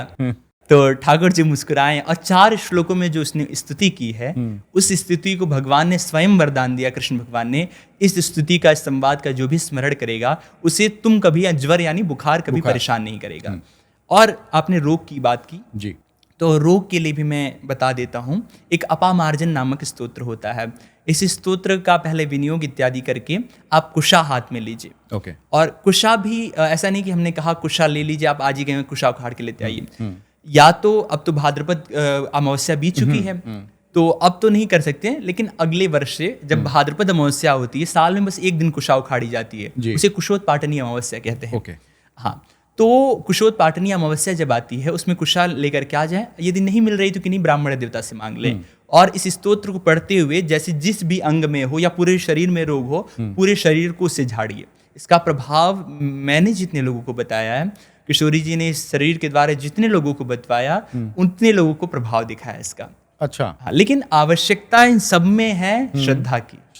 आपकी श्रद्धा नहीं है तो आप कितना कर लो, पाठ कर लो, पूजा कर लो, कुछ मतलब आप दवाई खा लीजिए बिना भरोसा के तो वो भी काम नहीं करती है। आप सोच लीजिए कि दवा बेकार है, वो काम नहीं करेगी। हाँ, अभी एक हमने वीडियो देखी थी, उसमें बता रहे थे कि 2 लोगों को साइंटिस्ट लोग पकड़ के ले गए हैं और एक लोगों को बताया कि भाई तुम्हें हम अगले 1-2 दिन तक खूब बढ़िया प्रोटीन वाली चीजें खाने को देंगे, और दूसरे को कहा कि तुम्हें कुछ नहीं देंगे, कोई प्रोटीन नहीं दिया जाएगा, हम एक टेस्ट कर रहे हैं। अब जबकि उन्होंने किया विपरीत इसके, जिसको कहा कुछ नहीं देंगे उसको खूब प्रोटीन दिया, और जिसको कहा कि आपको खूब प्रोटीन देंगे उसको सादा चीज देते रहे जिसमें कुछ प्रोटीन नहीं है। अब प्रभाव क्या हुआ कि उनका प्रोटीन लेवल जब चेक किया गया 2 दिन बाद, तो फिर 2 दिन बाद नहीं दिया था उसका बढ़ गया। हाँ, जिसको नहीं दिया उसका बढ़ गया, और जिसको दिया था उसका कम हो गया। कम हो कि हमें मिल नहीं रहा 2 दिन से प्रोटीन। तो ये प्रभाव होता है। आपने मैनिफेस्टेशन का नाम सुना होगा। मस्तिष्क का गेम है। हाँ, इसको मैनिफेस्टेशन कहते हैं। हाँ, तो हम जैसे मैनिफेस्ट करते हैं, जैसे सोचते हैं, वैसे हम बन जाते हैं। इसलिए हमारे वहाँ शास्त्र में कहा गया है भगवत चिंतन होना आवश्यक है। भगवत स्मरण, भगवत चिंतन, भगवान का स्मरण चिंतन करेंगे तो जिसका हम चिंतन करते हैं वही बन जाते हैं। तो इसीलिए भगवत चिंतन करते रहेंगे, मस्तिष्क से चिंतन करते रहेंगे तो भगवान के स्वरूप हो जाएंगे, यानी मुक्त हो जाएंगे। तो वो हमारी मन की जो शक्ति है वही किसी भी चीज को शक्तिमान करती है। तो मन की शक्ति से ही भूत प्रेत भी दिखते हैं, क्योंकि अभी आप थोड़ी देर पहले कह रहे थे कि अगर हम जैसे कि हमारे पॉडकास्ट का सत्संग ज्यादा है, हम सत्संग कर रहे हैं, बिल्कुल आपका सत्संग सुनने का सौभाग्य मुझे अभी मिल रहा है, दर्शकों को बाद में मिलेगा अवश्य। तो आप कह रहे थे कि जब सत्संग का माहौल है, जब हम श्री जी को याद कर रहे हैं, भगवान को याद कर रहे हैं, तो इसका मतलब है कि उनकी मौजूदगी, उनकी उपस्थिति यहाँ पर है अवश्य। इसी प्रकार जब भूत प्रेत से जुड़े विषयों पर बात कुछ लोग करते हैं, राक्षसों से, पिशाचनी, ये डाकनी साकनी, इन सब से जुड़ी जब बातें होती हैं, तो क्या उनकी भी मौजूदगी उस वक्त में वहाँ होती है? हाँ, ये अच्छी बात आपने कही। जब प्रेतों की चर्चा होती है, भूत प्रेतों की चर्चा होती है, तो उस समय जो आसपास की नकारात्मक शक्तियां वो आकर्षित अवश्य होती हैं। स्कंद पुराण में कथा आती है कि ऐसी चर्चा कर रहे थे, 2 मित्र थे। मित्र वो चर्चा करते रहे और चर्चा करते करते वहाँ पे बरगद के पेड़ के नीचे बैठे हुए थे। अब वहाँ पे एक प्रेत रहता था, उस प्रेत ने उनका पीछा पकड़ लिया। तो वो कथा है, बाद में जाके उन्होंने भगवान की नाम जप किया, कथा सुना, तब उनका कल्याण हो गया। लेकिन जब हम कोई भी ऐसी नकारात्मक शक्ति की चर्चा करते हैं तो वो चीजें हमारी तरफ आकृष्ट होती हैं। आप किसी को भी बुलाओगे वो आपकी तरफ आएगा ही आएगा। तो नकारात्मक शक्तियों की जब चर्चा होती है तो वो आती हैं। यानी कि इनका अस्तित्व है, अवश्य में वह है। देखिए, आप कोई भी पुराण पढ़िए, श्रीमद् भागवत जी पढ़िए, पहले श्रीमद् भागवत की पद्म पुराणात्मक महात्म्य आता है। उसमें धुंधुकारी का चरित्र है। धुंधुकारी कौन है? प्रेत है। उसने धुंधुकारी जाकर गोकर्ण जी को नाना प्रकार के रूपों को लेकर भयभीत कराता है। फिर उसके बाद आप शिव महापुराण पढ़िए, उसमें चंचुला का चरित्र आता है, चंचुला का पति। ऐसे कई शास्त्रों में वर्णन आ जाते हैं जो प्रेतात्माओं का वर्णन आता है। उनका अस्तित्व होता है। सकारात्मकता है तो नकारात्मकता भी है। लेकिन हाँ, नकारात्मकता प्रभावी किसके ऊपर नहीं है? जो भगवान के शरणागत है। मैं आपको इसमें एक चरित्र सुनाता हूँ। अभी के संत हुए 80 वर्ष या 90 वर्ष हुए होंगे उनको, पूज्य श्री ठाकुर दास बाबा।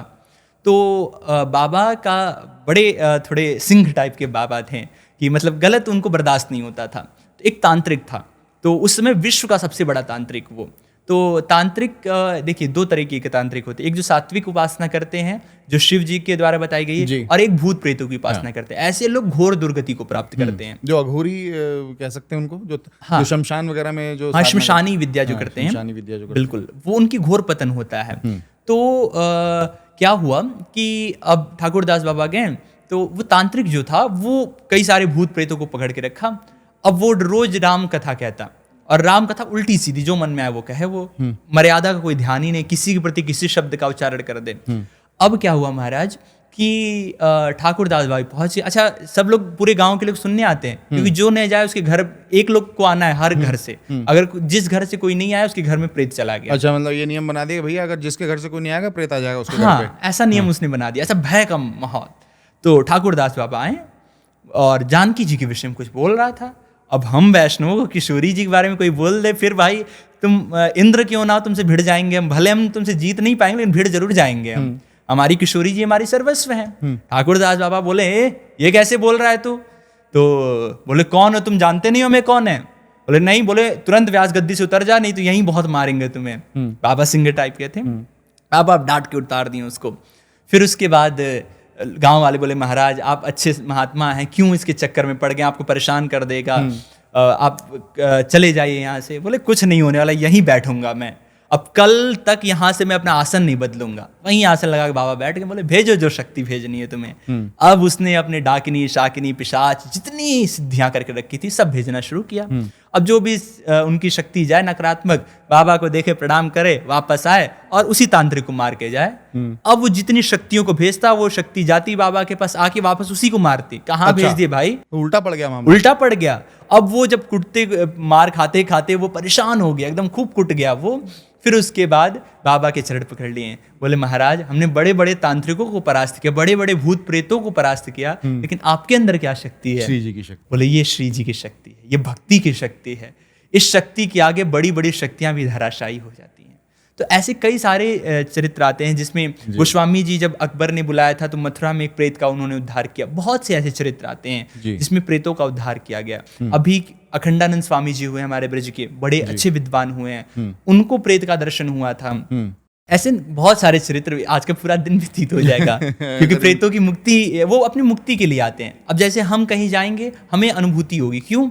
क्योंकि उन्हें पता है ये हमारी मुक्ति कर सकते हैं, इन्हें वो ज्ञान पता है। तो ऐसे लोगों से ज्यादा आकृष्ट होते हैं। लेकिन आपका शरीर पवित्र है, आपके शरीर में कोई अशुद्धता नहीं है, पवित्रता नहीं है, तो वो आपके शरीर का स्पर्श नहीं कर सकते। और आप अगर नकारात्मक सोचते नहीं है, सकारात्मक सोच, धर्म के प्रति अपने जागृत रहते हैं हमेशा, और तो फिर आपको इन सब शक्तियों से कोई डरने की जरूरत नहीं। बिल्कुल नहीं, और डरना तो बिल्कुल नहीं, इनके भय ही इनकी शक्ति है। भय ही इनकी शक्ति है। वो पहले छल दिखाते हैं कि भयभीत हो, भयभीत हो गए, उनकी शक्ति बढ़ गई, उनकी बढ़ गई, वो आप पर हावी हो जाएंगे। बिल्कुल। अच्छा, अब मैं महादेव पर आता हूँ। अवश्य, महादेव का भी जिक्र किया था। हाँ। आप एक वीडियो में कह रहे थे कि एक आपने कोई स्तोत्र बताया था जिसमें कि आप कह रहे थे कि इस स्तोत्र का स्मरण करने से और इसको बोलने से जी, कई पीढ़ियों की दरिद्रता दूर हो सकती है। हाँ। आजकल मुझे लगता है कि दुनिया में सबसे ज़्यादा लोग दरिद्रता से परेशान हैं, गरीबी से परेशान हैं, पैसे चाहिए लोगों का, कारोबार अच्छा नहीं चलता या फाइनेंसेस लोगों के ठीक नहीं रहते। मैं चाहता हूँ आप उसको थोड़ा इलेबोरेट करके बताएं। ये है श्री दारिद्र्य दहन स्तोत्र जी। ये दारिद्र्य दहन स्तोत्र में महिमा में कहा जाता है कि जो भी श्रद्धा युक्त होकर के सायंकालीन वेला में तीनों कालों में करे, जिसको बहुत परेशान करके रखे दरिद्रता कि कुछ भी कर रहा है वो सफल ही नहीं हो रहा है, वो तो तीनों समय में करे कि प्रातः काल, मध्याह्न काल की जो संध्या है और सायंकाल की जो संध्या है, तीनों कालों में करे। और जिसके पास समय नहीं वो शाम को तो करे ही, घी का दीपक लगा के भगवान शिव के सामने दारिद्र्य दहन नामक स्तोत्र का वो पाठ करे। तो इसका प्रभाव ये होता है कि उसकी जन्मों जन्मों की दरिद्रता का विनाश हो जाता है। अब इसी विषय पे आए हैं तो मैं एक और बहुत अच्छा समाधान बताता हूँ जी। तो ये माता भगवती महालक्ष्मी से जुड़ा हुआ है। माता लक्ष्मी के स्वरूप है बेल। बेल का जो वृक्ष होता है वो लक्ष्मी मैया का स्वरूप है, माता के वक्षस्थल से प्रकट हुआ है वो। तो माता लक्ष्मी का यदि उपासना करनी है, लक्ष्मी की प्राप्ति करनी है, उसके लिए आप बेल का जो फल होता है उसकी गूदा निकाल लीजिए, उसे सुखाकर घी में मिला लीजिए और किसी भी महीने की पूर्णिमा से प्रारंभ करके लगातार 6 महीने तक बिना विघ्न के, क्योंकि बीच में विघ्न बहुत आएंगे, बिना विघ्न के 6 महीने यदि आपने कर लिया, विश्वास मानिए 6 महीने जिस दिन व्यतीत होंगे उसके अगले दिन ही प्रभाव को दिखेगा। मतलब 6 महीने में आपकी परिस्थितियां सुधरने लग जाएंगी और उस 6 महीने के बाद यदि आपने बराबर करते रहे जीवन भर, फिर तो आपके जीवन में क्या आपकी पूरी पीढ़ियों में धन से संबंधित समस्या नहीं आएगी। ये प्रभाव है। और ये मैं अब ऐसा नहीं मैं खुद से कह रहा हूँ, ये आचार्यों की वाणी है, शास्त्र प्रमाण वाणी है। भगवान शिव ने स्वयं वरदान दिया है माता लक्ष्मी को कि बेल के वृक्ष से जो भी आपकी उपासना करेगा उसे लक्ष्मी की कभी भी कमी नहीं हो सकती है। तो ये बहुत चीज़ें हैं ऐसी। मैं चाहूँगा कि कुछ आप एक आध ऐसा ही कोई स्तोत्र या ऐसा ही कोई उपाय जो है उन बच्चों के लिए बता दें जो कि विवाह करना चाह रहे हैं, उनका विवाह नहीं हो रहा। खासतौर से जो हमारे लड़कियां हैं वो महादेव के 16 सोमवार के व्रत रखती हैं, अभी सावन अभी बीते और नहीं बन पा रही है बात, नहीं हो पा रहा विवाह, तो उनके लिए भी कोई आप एक आसान सा उपाय बता दें। हाँ, मैं जो कन्याएं विवाह जिनका नहीं हो रहा है तो उन बहनों के लिए मैं यही बताऊंगा कि एक मंत्र है जिस मंत्र की जप करके गोपियों ने भगवान कृष्ण की प्राप्ति की थी। क्योंकि हम वैष्णव हैं तो ऐसी चीज बताएंगे जो शास्त्र सम्मत हो। जी बिल्कुल। हाँ, शास्त्र से विपरीत हमें बोलना पसंद नहीं है और ना सुनना पसंद है। तो उन्होंने बताया और बहुत प्रभावी मंत्र है ये, जो भी इस मंत्र का जाप करता है उसके जीवन में प्रभाव दिखता है। अभी कुछ दिन पूर्व ही हमने एक बहन जी को बताया तो हमें लग रहा है 3-4 दिन हुआ उनका फोन आया था कि राज जी हमारा रिश्ता पक्का हो गया है, बहुत बहुत शुभकामनाएं। तो हमने शुभकामनाएं दी, ठाकुर जी कृपा है। तो मंत्र ऐसे है, श्रीमद् भागवत जी के 10वें स्कंद का मंत्र है, ओम कात्यायनी महामाये सर्वशक्ति स्वरूपिणी नंद गोप सुतम देवी पतिम में कुरुते नमः। इसमें माता कात्यायनी की वंदना की गई है कि हे माता कात्यायनी, आप महामाया हैं, सर्वशक्ति स्वरूपिणी, आप समस्त शक्तियों की स्वरूप है माता रानी। इसीलिए नंद गोप सुतम देवी पतिम में कुरुते नमः, यहाँ भगवान को पति रूप में मांगा जा रहा है क्योंकि भगवान से श्रेष्ठ कोई पति नहीं हो सकता। तो सारी सृष्टि भगवान का अंश है। तो इस मंत्र का जाप करने से ऐसे पति की प्राप्ति होगी जो आपके लिए भगवान के समान योग्य हो, और भगवान के जैसे लक्षणों वाला पति मिल जाए तो जीवन सुखमय व्यतीत होगा, धर्ममय व्यतीत होगा। क्योंकि गृहस्थ जो आश्रम है उसका मुख्य उद्देश्य यही है कि हमारा जीवन धर्ममय व्यतीत हो, हमारा जो जीवन संगी है वो हमें धर्म की ओर लगाए, हमें भगवान की ओर लगाए। तो ऐसा जीवन संगी मिल जाए तो जीवन यहीं पृथ्वी लोक में वो जीवन वैकुंठ के समान हो जाता है। तो इसलिए इस मंत्र का जाप करें। अच्छा, एक मंत्र और मैं पूछना चाहूंगा फिर आपसे, जब बता ही रहे हैं तो आप शास्त्र संबद्ध बात चूंकि कर रहे हैं इसलिए मुझे दिलचस्पी भी ज़्यादा है। बाकी तो मेरे पास यहाँ ज्योतिष एस्ट्रोलॉजर्स बहुत सारे लोग आते हैं, वो अपने अपने तरीके से अपने अपने उपाय बताते हैं, लेकिन शास्त्र संबद्ध जो कि उपाय जो होते हैं मैं जानता हूँ और मैं समझता हूँ कि वही उपाय सटीक भी हैं और वही उपाय ठीक भी हैं, सटीक और ठीक दोनों हैं वो। बिल्कुल। तो बहुत सारे लोग संतान प्राप्ति के लिए भी परेशान, हालांकि मैं पुत्र या पुत्री इस तरीके के ना तो उपाय आपसे जानूंगा और ना ही मैं इस चीज का कभी भी प्रचार दोनों एक बराबर, दोनों बराबर हैं। भाई हमारे अगर बांके बिहारी जी हैं तो हमारी श्री जी भी हैं, श्री जी भी हैं, तो इसलिए और श्री जी की प्राप्ति तो उन्हीं को होती है। कन्या रत्न की प्राप्ति जिसको हो रही है उससे बड़ा सौभाग्यशाली जगत में कोई नहीं है। तो ऐसे लोगों के लिए भी कुछ आप उपाय बताएं जो कि संतान प्राप्ति के लिए बहुत प्रयास कर रहे हैं, परेशान हैं, लेकिन उनको इसका लाभ नहीं मिल पा रहा है या इस सुख से वंचित हैं अभी भी। जी, इसके लिए गोपाल मंत्र होता है जी, श्री संतान गोपाल मंत्र इसको कहते हैं। तो संतान गोपाल मंत्र इसका यदि श्रद्धा युक्त होकर के जाप किया जाए और खुद नहीं कर सकते तो किन्हीं शुद्ध ब्राह्मण के द्वारा करवाएं आप, और अच्छे से उन ब्राह्मण देवता का पूजन करके उनका चरण धुल करके फिर उसके बाद उनको तिलक, उनको अंग वस्त्र भेंट करिए। उसके पश्चात उनसे संकल्प करवाइए कि आप संतान गोपाल मंत्र का संकल्प करें। हाँ, मंत्र कुछ इस प्रकार है, मैं पादुका पहले निकाल दूं क्योंकि बीज मंत्र है ना। ओम क्लीं कृष्णाय गोविंदाय गोपी जन वल्लभाय स्वाहा। ये मंत्र है, ये इतना प्रभावी मंत्र है कि हमारे खुद का अनुभव है कि हमारे रिश्ते में एक लोग हैं, तो उनकी भी लगभग 8 वर्ष से कोई संतान नहीं हो रही थी। तो हमसे पूछा उन्होंने, तो हमने कहा कि देखिए हम तो ठाकुर जी के भक्त हैं, उन्हीं से संबंधित चीज़ें बताते हैं, और ठाकुर जी कृपा से जिसको बताया उसको लाभ दिखा, आप ये करिए। और ठाकुर जी कृपा से ठाकुर जी जैसे ही एक ठाकुर जी वहाँ पे विराजमान हुए, बालक का जन्म हुआ 8 वर्षों के पश्चात उनको।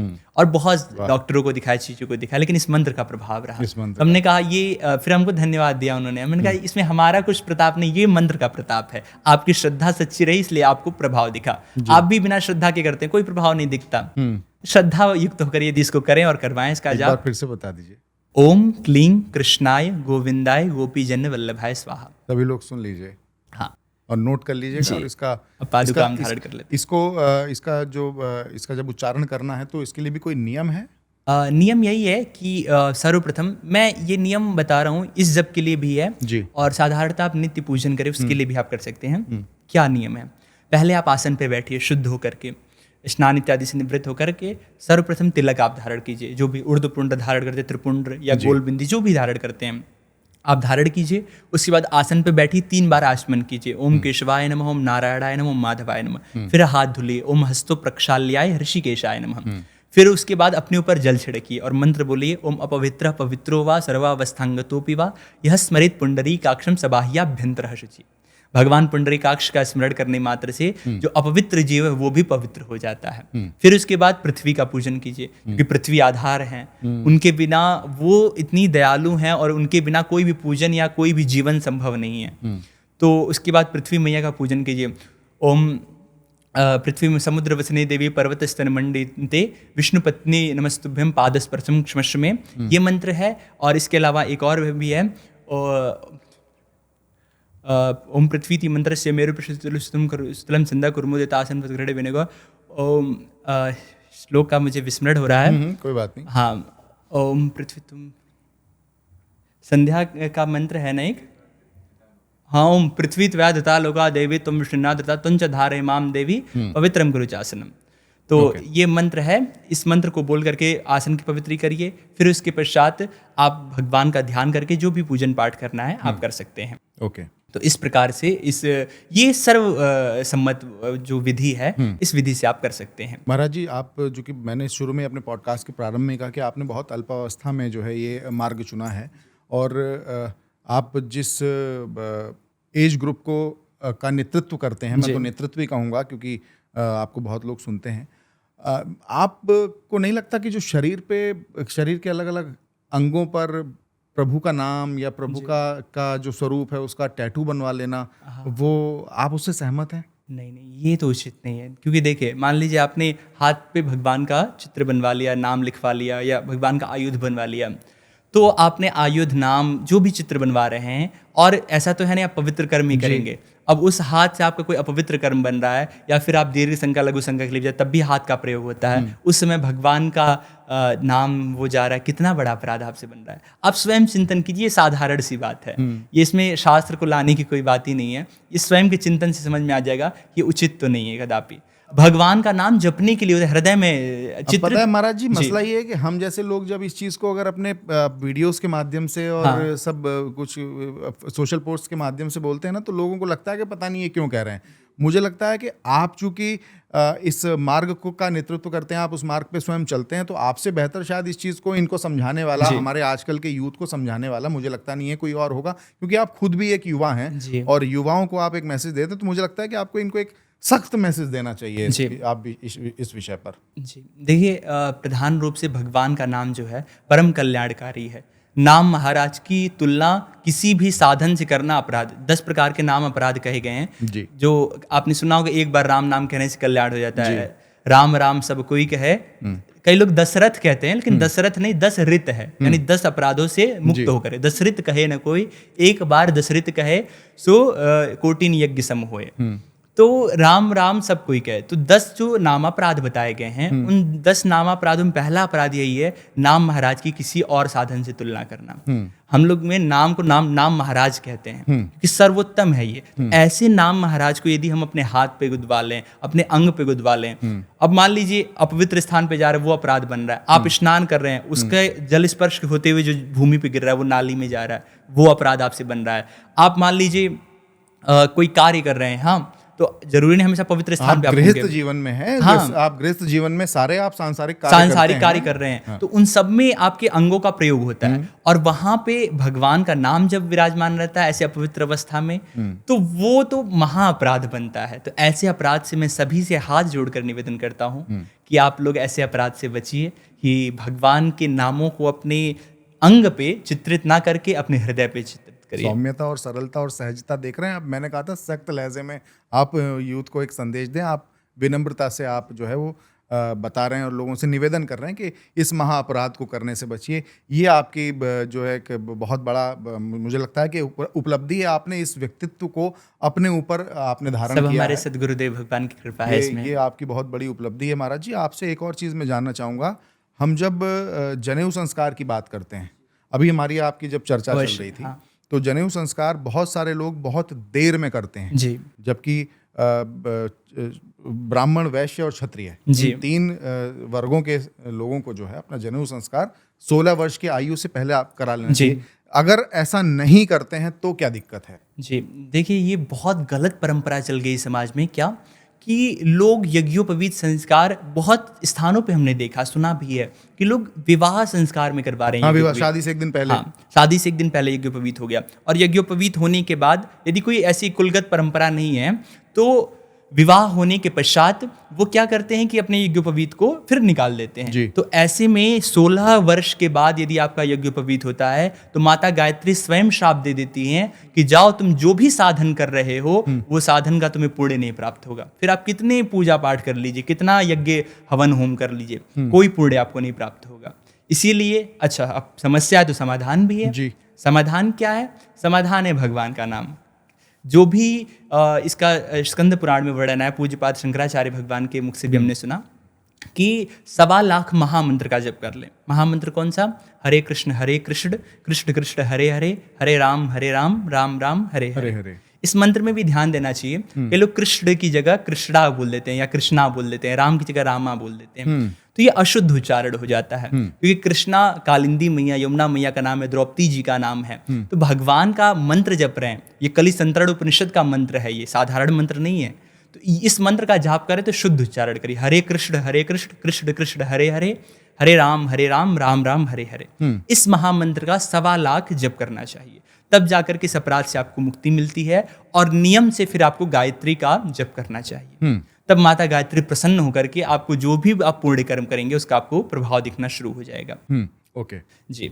तो इसमें आप यही कर सकते हैं, सबसे सरल विधि मैं कहूँ तो रोज 21 माला यदि आप करें तो आपका बहुत शीघ्र हो जाएगा, क्योंकि 21 माला यानी 2100 एक दिन का होता है। तो लगभग 1 महीने में 60,000 हो जाएंगे। तो 1.25 लाख यानी 1,25,000, तो 2 महीने या 2 महीने से कुछ ज्यादा में आपका हो जाएगा पूरा। हाँ। सनातन की यही मुझे लगता है कि खूबसूरती है जी। और मुझे लगता है जो हमारा मैनेजमेंट सिस्टम है, हमारे वेद, सनातन धर्म का जो मैनेजमेंट सिस्टम, प्रबंध तंत्र जिसको कहा जाता है, और उसमें बहुत सारे ऐसे सरलताएं दी गई हैं। अगर आपसे ये त्रुटि हो गई तो आप ये कर लीजिए, आपकी वो त्रुटि को क्षमा कर दिया जाएगा। आप एक वीडियो में बता रहे थे कि पूजन की आरती और आरती लेने, आरती को तो सभी समझते हैं कि आपने पूजन संपन्न किया तो आपने भगवान की आरती की। उसके बाद आरती जब ली जाती है, मुझे लगता है लोगों को पता ही नहीं कि आरती क्यों ली जाती है।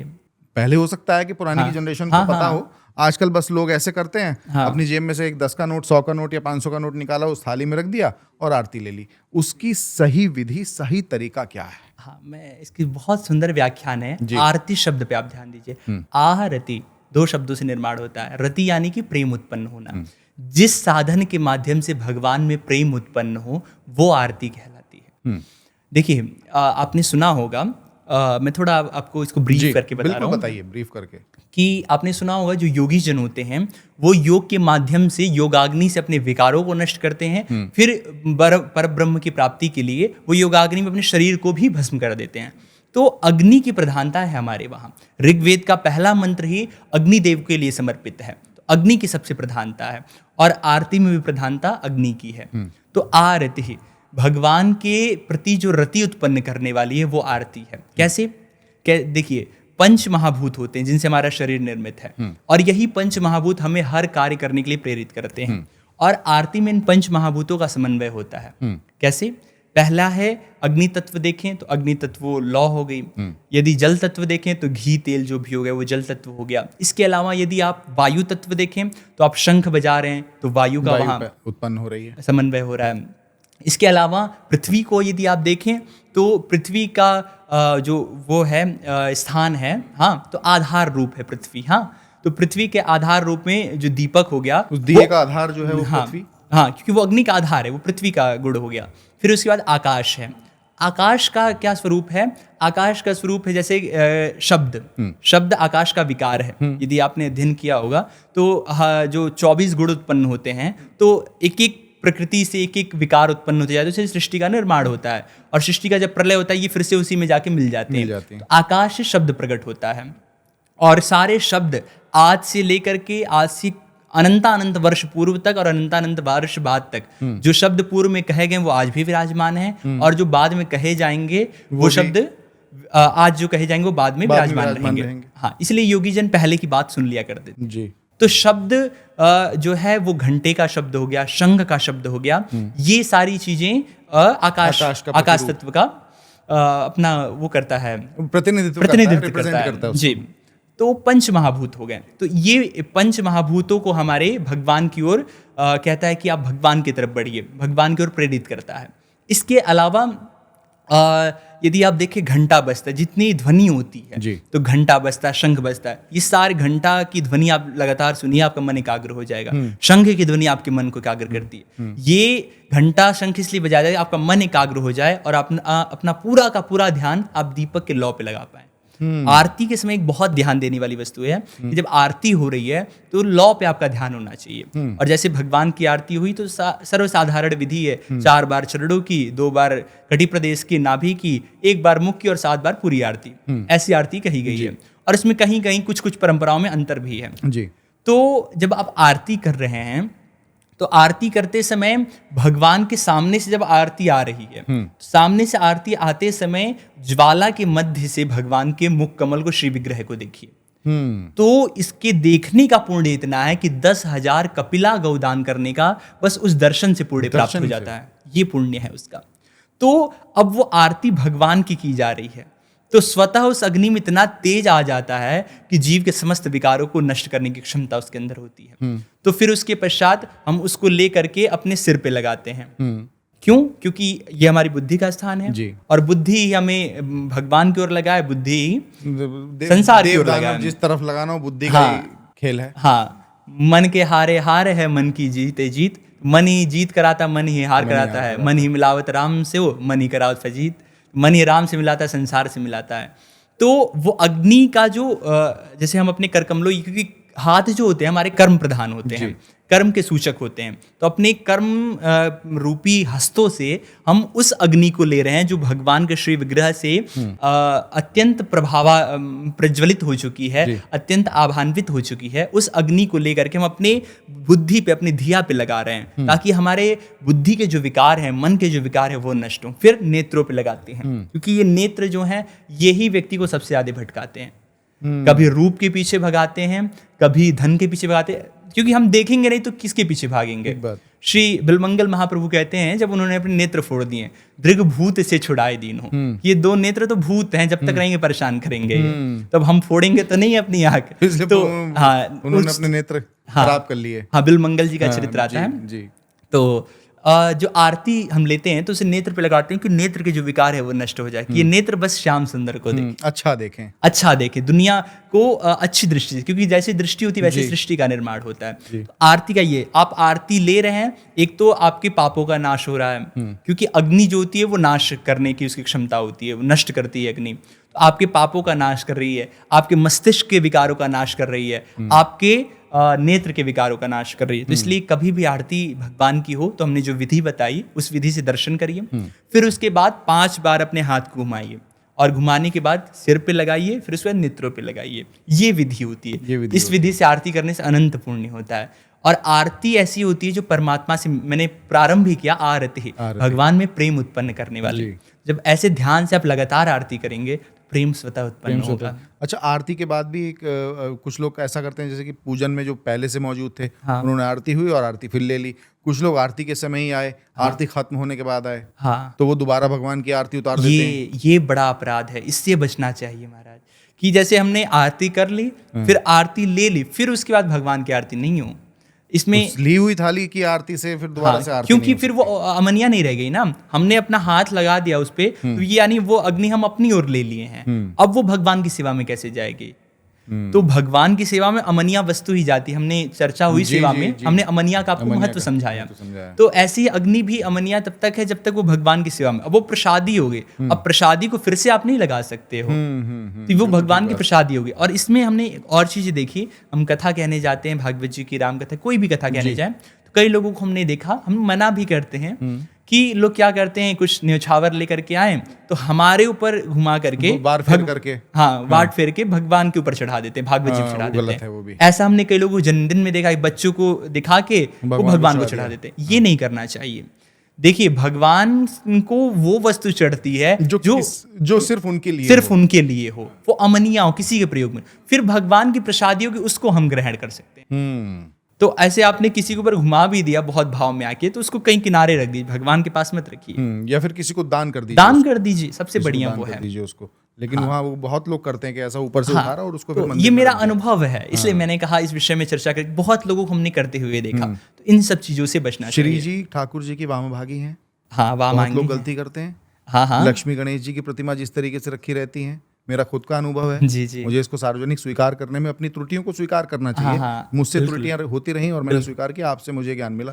मैं चाहूंगा सब लोगों को बताइए आप ये बात। देखिए, क्या होता है ना कि अधिकतर लोग देखते हैं माता लक्ष्मी, भगवान गणेश का विग्रह अधिकतर लोग के मंदिर में विराजमान रहता है, तो वो क्या देखते हैं कि माता लक्ष्मी जो हैं वो गणेश जी के दाहिने भाग में विराजमान हैं। तो अब यही विचार करके कि ठाकुर जी लाडली लाल विराजमान हैं, तो किशोरी जी को भी दाहिने भाग में विराजमान करा देते हैं, जबकि किशोरी जी अर्धांगिनी है, वामांगी है उनकी। किशोरी जी का विधिवत विवाह हुआ है भगवान कृष्ण से। भांडीर वन कभी वृंदावन आइए तो भांडीर वन दर्शन कराएंगे आपको। भांडीर वन में वहाँ भगवान का विधिवत स्वयं ब्रह्मा जी ने विवाह करवाया है। ब्रह्मा जी ने विवाह करवाया है और विधिवत विवाह के पद भी आते हैं उनके, गर्ग संहिता में वर्णन आता है। तो भगवान की वामांगी है वो। तो कभी भी जब शक्ति और शिव हो, या फिर भगवान कृष्ण और भगवान श्री राधिका रानी हो, भगवान राम और माता सीता हो, तो इन लोग का जब विग्रह विराजमान है तो उस समय सदैव देवी मैया वामांग में विराजमान होंगी और ठाकुर जी या महादेव जो भी हैं वो श्री लाडली सरकार के दाहिने विराजमान होंगी।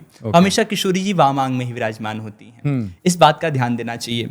और इसमें एक चीज़ और ध्यान देना चाहिए कि जैसे किशोरी जी को आपने विराजमान किया, तो श्री जो लक्ष्मी मैया हैं ये तो माँ है जी, हाँ, तो माँ है इसलिए वो दाहिने विराजमान होती हैं। तो ये भ्रम का कारण बन जाता है और इसी से कंफ्यूज हो जाते हैं लोग। तो इसमें ध्यान देना चाहिए। वृंदावन का एक और छोटा सा सवाल मैं पूछना चाहूँगा आपसे। समय मुझे लगता है हमारा पॉडकास्ट ये 1.5 घंटे से ऊपर का हो गया होगा। और निधिवन जी का थोड़ा सा रहस्य बताइए। निधिवन जी हमारे, और वहाँ की महिमा बताइए जी।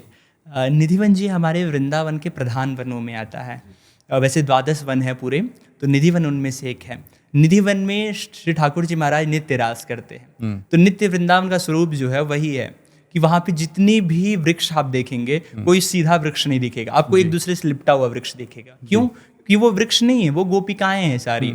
और रात्रि में वो साक्षात गोपिकाएं जो हैं वो साक्षात प्रकट होती है, नृत्य होता है। सुना है मैंने कि वो सारे जो जितने भी पेड़ हैं वो सब गोपियों में परिवर्तित हो जाते हैं, क्योंकि वो है ही, हमें हमारी दृष्टि नहीं है। जैसे वायु में कई सारे जीव चल रहे हैं, हम नहीं देख सकते हैं, माइक्रोस्कोप लगाएं दिख जाएंगे हमें वो। तो हमारे पास वो दृष्टि नहीं कि हम उनको देख पाएं। दृष्टि जिस दिन हो गई उस दिन दिखने लग जाएंगे। मैं आपको इसी में एक चरित्र सुना देता हूँ, अनुभव का चरित्र है ये। कि पूज्य श्री गिरिराजी वाले पंडित जी थे महाराज, और उनके साथ एक और मास्टर जी थे। तो मास्टर जी बोले कि अरे ये निधिवन के बारे में लोग ऐसे ही बोलते रहते हैं कि कुछ है नहीं, बस गोसाइयों ने अपनी मनगढ़ंत कहानी रच दी है। पंडित जी बोले नहीं नहीं, ऐसा अपराध बनतो है, ऐसो ना कहना चाहिए। ठाकुर जी की जो लीला समझ में ना आवे, वाय अपनी बुद्धि की अल्पता जान के क्षमा मांग लेनी चाहिए कि प्रभु हमारी बुद्धि नहीं पहुंच पा रही है, आपसे गलती नहीं हमसे गलती है। तो वो स्पष्ट लीला, साक्षात लीला। बोले चलो देखते हैं। अब क्या हुआ कि रात्रि में ये लोग, मंदिर बंद हुआ तो एक बार खटखटाया जाता, भाई कोई हो तो निकल जाओ बाहर। और बंदर इत्यादि जो हैं वो जैसे ही सूर्यास्त होगा, अब विशेषता देखेंगे, बंदरों को पेड़ पौधे चाहिए होते हैं, लेकिन वो जंगल होने के बाद भी वहां से अपने आप शाम होती हुई निकल जाते हैं। और जैसे मंगला होती है, हमने खुद देखा है, कई बार देखा है कि जैसे द्वार खुलेगा मंगला का, खुद बंदर अंदर आने लग जाएंगे, शयन आरती हो गई, खुद वो बाहर आ जाएंगे। जैसे उनको बता दिया कि भाई तुम बाहर चले जाओ, अब यहाँ पे रास प्रारंभ होने वाला है। रासलीला क्या है? कई लोग रासलीला को जोड़ के देखते हैं कि भगवान के श्रृंगार पक्ष की लीला है। हाँ, श्रृंगार रस की लीला है, लेकिन वास्तविकता में ये जीव और परमात्मा के मिलन की लीला है। इसको कई लोग एक जो धर्म के विरोधी हम उनको कह सकते हैं, गलत तरीके से कह देते हैं, लेकिन वास्तविकता में वो गोपियां कोई और नहीं, वेद की ऋचाएं हैं। वे साक्षात रामावतार में जो ऋषि मुनि थे वही उन गोपियों के रूप में आए, वो कोई सामान्य नहीं है। बस इसलिए है कि वो ये दिखाने का प्रयास कर रहे हैं भगवान वहां पे कि जीव जो है वो मेरा नित्य साथी है, और उसका हमसे मिलन कब होता है? जब शरद पूर्णिमा होती है, अर्थात वो अपने साधन को पूर्ण कर लेता है, तब जाके वो उससे मेरा मिलन हो जाता है। तो ऐसे ही निधिवन की घटना। तो वो लोग गए, रात्रि में रुक गए। अब जब रात्रि में रुके तो गोसाई जी तो खटखटा के चले गए, ये लोग रुके रहे रात्रि में। अब क्या हुआ, जैसे जैसे रात्रि बढ़ी तो किशोरी जी का बरसाना में 1 घंटा पहले शयनारती हो जाती है। जैसे बिहारी जी की 9:30 को शयनारती है तो किशोरी जी की 8:30 पे हो जाएगी, क्योंकि किशोरी जी बरसाने से आएंगे जी। फिर उसके बाद किशोरी जी और लाल जी जब विराजमान हुए तो इतना तेज प्रकाश हुआ मानो सैकड़ों बिजली एक साथ चमक गई हो। अब उनकी आंख तो मास्टर साहब की चौंधी आ गई, और जब आंख खुली उनकी तो देखे हम तो निधिवन के द्वार के बाहर पड़े हुए, फेंके हुए। अब बड़े आश्चर्यचकित हुए क्या हो रहा है। तब तक देखें कि पंडित जी अंदर से आ रहे हैं, चरण पकड़ लिए, बोले महाराज क्या हुआ, आप सब मुझे सच सच बताइए। बोले पंडित जी आपकी पात्रता तो थी नहीं, लेकिन किशोरी जी ने अपने तेज का इसलिए आपको दर्शन करा दिया कि आपके मन में जो संदेह है वो संदेह ना रह जाए। इसीलिए किशोरी जी की लीला पर कभी भी संदेह नहीं करना चाहिए। जब आप चले गए उसके बाद किशोरी जी आई, लाल जी आए और सिंहासन पर विराजमान हुए, और उसके बाद दिव्य महारास प्रारंभ हुआ, और उस महारास में सबने अपने अपने हृदय का भाव किशोरी जी लाल जी को सुनाया है। तो वहाँ कहते हैं कि अगर रात को कोई गलती से रह गया या जानबूझ के रह गया तो फिर वो उसके नेत्रों की या तो नेत्र चले जाएंगे या फिर वो पागल सा हो जाएगा, मानसिक रूप से। हाँ, क्योंकि क्या है ना कि भगवान को देखने के बाद जीव सामान्य नहीं रह पाता है। या तो आपका उतना साधन हो कि आप उस चीज को संभाल पाए। जैसे भगवान की एक ऑरा होता है, आप ये जानते होंगे सबके शरीर का एक ऑरा होता है। तो भगवान के शरीर का जो ऑरा है वो इतना तेज है कि उसको संभालने के लिए आपके अंदर साधन होना चाहिए, और वो साधन आपके अंदर नहीं है। तो जैसे रेडिएशन होती है, रेडिएशन का आपने कुछ अपने पास वो नहीं रखा, मतलब सुरक्षा के लिए नहीं रखा, तो वो रेडिएशन आपके ऊपर प्रभाव दिखाएगी है। तो ठीक ऐसे ही जब ठाकुर जी का सामने दर्शन होता है तो जीव संभाल नहीं पाते, कभी नेत्र फूट जाते हैं उस तेज से, कभी मस्तिष्क के संतुलन हिल जाता है, कि फिर वो जो अंदर हुआ वो बाहर बताने की योग्य है। इंसान का लेवल नहीं है उनके दर्शन करने का, मतलब ये है कहने का। इसी वजह से जो है उसका एक प्रोसेस बताया गया है कि आप इस पे चलिए, इस मार्ग पे चलिए, तब जाकर के आप वहां पहुंच पाएंगे। पता चला आप चल रहे हो दूसरे मार्ग पे, मांस मच्छी इत्यादि का आप जो है भोग कर रहे हो, और उसके बाद में चाहिए आपको भगवान के दर्शन। भगवान के दर्शन नहीं हो पाएंगे। पहले आपको सात्विक बनना पड़ेगा, भगवान के प्रति समर्पित होकर भजन करना पड़ेगा, फिर उसके बाद दर्शन सुख देगा आपको। ठीक बात। तो परीक्षात्मक रूप से भगवान, देखिए 3 लोगों की कभी परीक्षा नहीं लेनी चाहिए, संत की, भगवंत की और ग्रंथ की। इन तीनों की जिन जिन ने परीक्षा ली घोर दुर्गति को प्राप्त हुए हैं। भगवान की परीक्षा लेने गई माता सती को देह त्यागना पड़ा। संत की परीक्षा लेने के कारण क्या हुआ, संत की परीक्षा लेने गए श्री परीक्षित जी महाराज कि ये समाधि का ढोंग तो नहीं कर रहे हैं, उनको श्राप लग गया। और ग्रंथ की परीक्षा लेने गए देवता कि भाई ये विनिमय करके दे दो, और कई ऐसे चरित्र आते ग्रंथ की जिन्होंने परीक्षा लेने का प्रयास किया, उनकी क्या स्थिति हुई, कुछ नहीं प्राप्त हुआ उनको।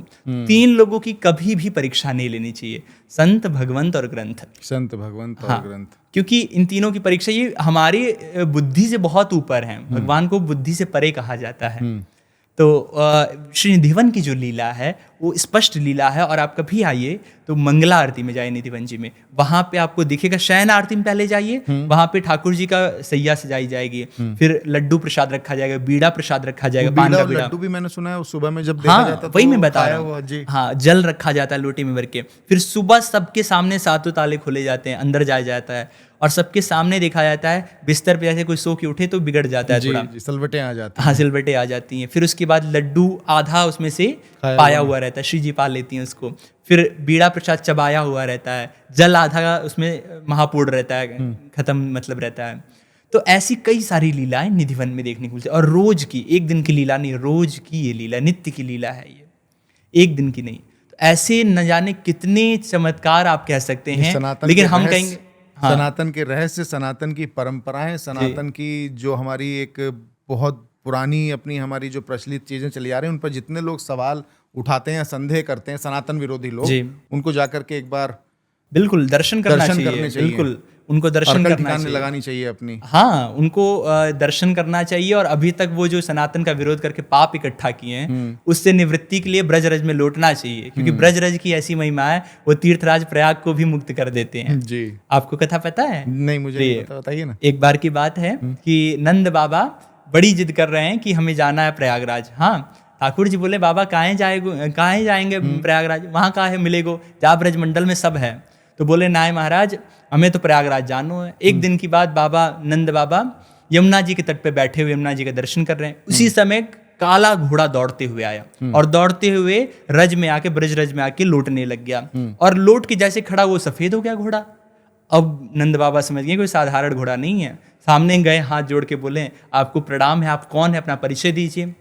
बोले मैं तीर्थराज प्रयाग हूँ, तीर्थों का राजा हूँ मैं प्रयाग। तो मेरे अंदर जब संगम होता है तो उस समय संगम पे आकर सारे के सारे मनुष्य अपने पापों को धुलते हैं। यहाँ तक देव दानव भी हमारे पास आते हैं पाप धुलने के लिए। तो उनका पाप तो मेरे ऊपर आ गया, तो अब मैं अपने पाप कहाँ धुलूं? तो तीर्थराज प्रयाग भी आकर के ब्रजरज में लौट करके अपने पाप धुलते हैं। ये ब्रजरज की महिमा। और ब्रज में ही एक और विशेष बात मैं आपको बताऊं, इसी ब्रज मंडल में ठाकुर जी ने नंद बाबा यशोदा मैया के लिए चारों धामों की भी स्थापना की है। हाँ, जो हमारे 4 धाम हैं सनातन धर्म के, वो चारों धाम हमारे ब्रज मंडल में विराजमान है। अच्छा। हाँ, वैसे 4 धाम तो एक कहे जाते हैं केदारनाथ, बद्रीनाथ, पुरी और द्वारिका। इसके अलावा एक और कहते हैं देवभूमि का, यमुनोत्री गंगोत्री जिसमें लेते हैं। ये चारों धाम हमारे ब्रज मंडल में विराजमान है।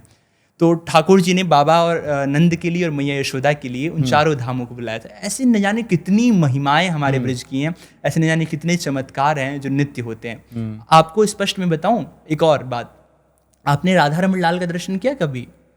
आप कभी वृंदावन आइए तो राधा रमण लाल का दर्शन कीजिए। मुझे लगता है मैं गया हूँ। इतने बड़े ठाकुर हैं राधा रमण लाल। तो राधा रमण लाल की क्या लीला है? तो वैसे राधा रमण लाल थोड़ी थोड़ी देर पे अपनी दंतुली दर्शन कराते हैं, अपनी पूरी के पूरे दांत दिखाते हैं। हमारे सामने की लीला है। वैसे अपने अनुभव बताने नहीं चाहिए, लेकिन आपको जिज्ञासु जान के मैं बता रहा हूँ, क्योंकि आपकी श्रद्धा दिख रही है हमें।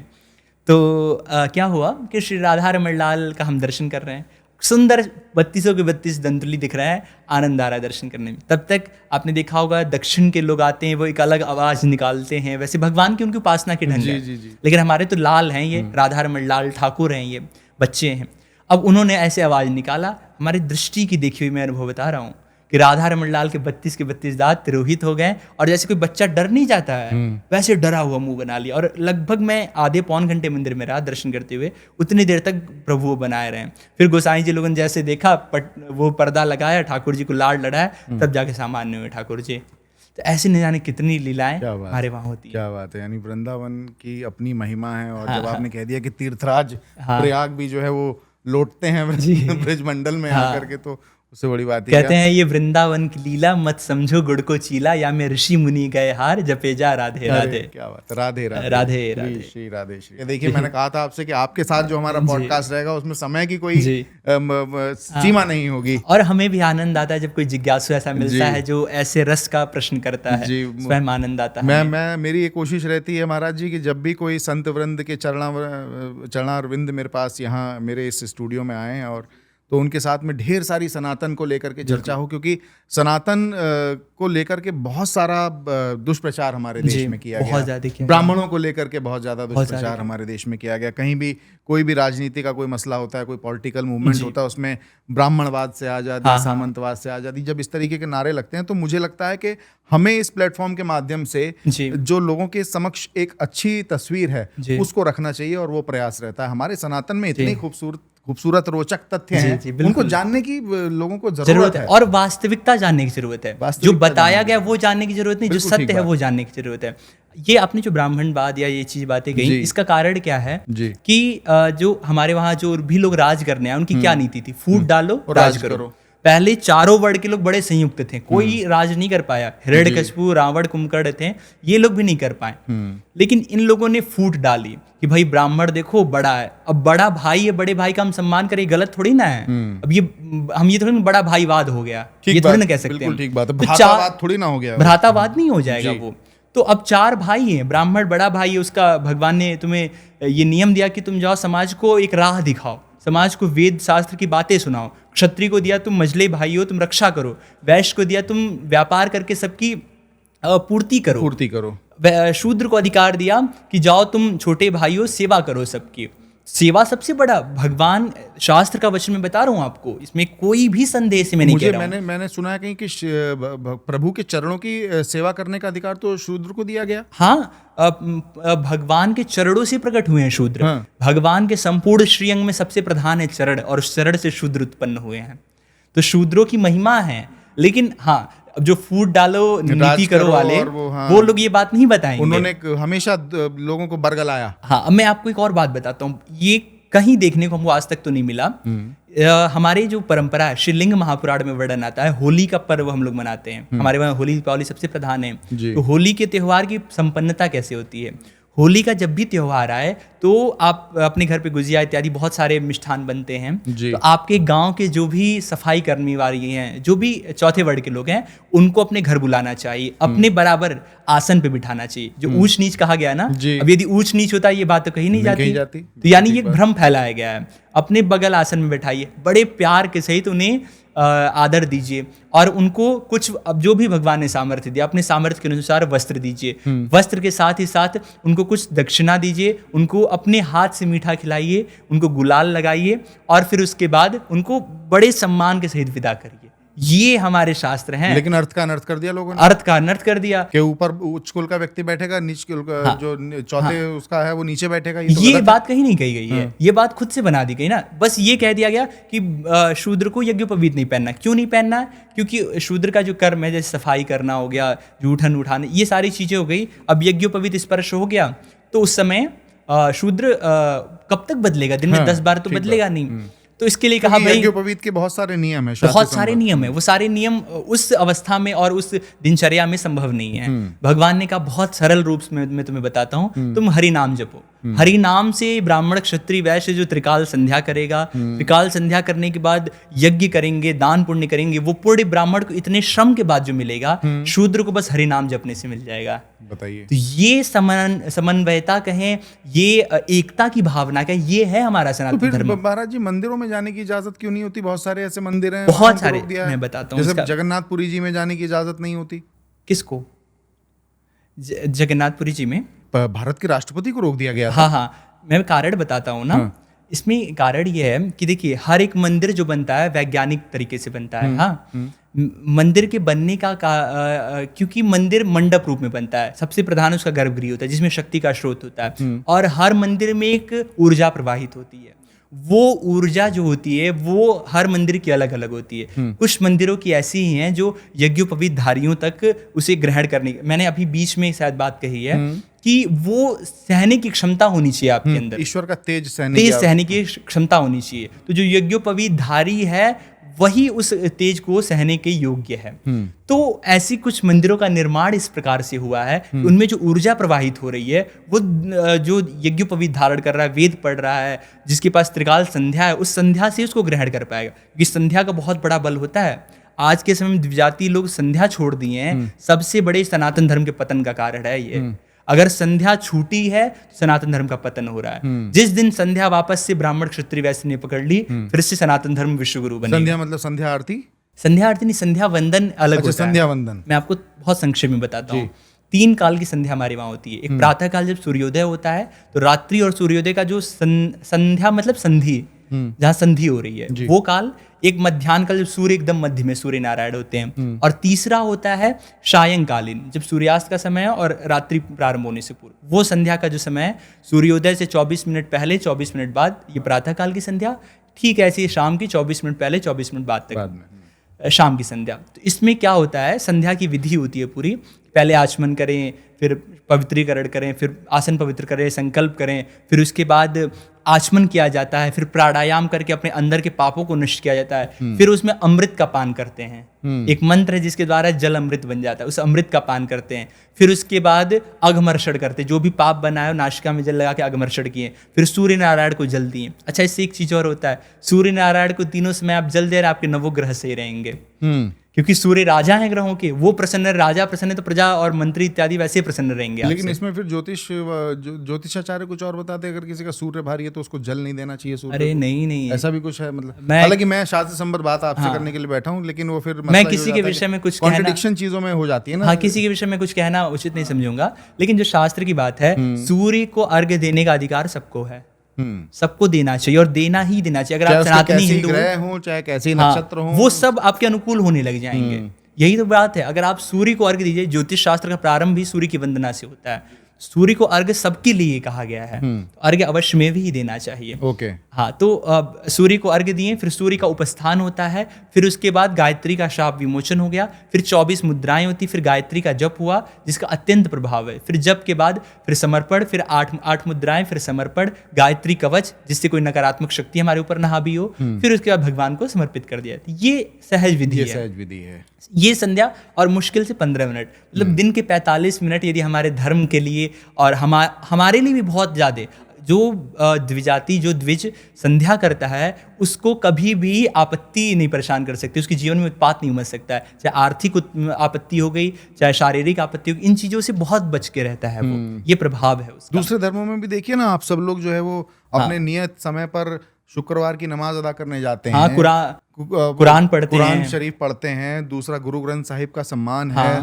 हर शाम को बहुत सारे लोग गुरुद्वारों में जाते हैं, मत्था टेकने जाते हैं। तो मुझे लगता है हमारे यहाँ, हमारे धर्म में भी होना चाहिए, लेकिन हमारे धर्म में शायद थोड़ा सा वो एक स्टेटस सिंबल, वो सेल्फी खींचने वाला और वो फोटो पोस्ट करने वाला तक सीमित रह गया। तो लेकिन आपसे मुझे लगता है कि आज बहुत सारे लोगों ने बहुत सारी चीजें सीखी होंगी और लोगों को प्रेरणा भी मिलेगी। प्रेरणा मिलनी चाहिए, ये मेरा मकसद था आपके साथ पॉडकास्ट करने का, क्योंकि इतनी कम अवस्था में आपने शास्त्रों का और इतना सारा ज्ञान आपने अर्जित किया है, तो वो सब लोगों तक पहुंचना चाहिए।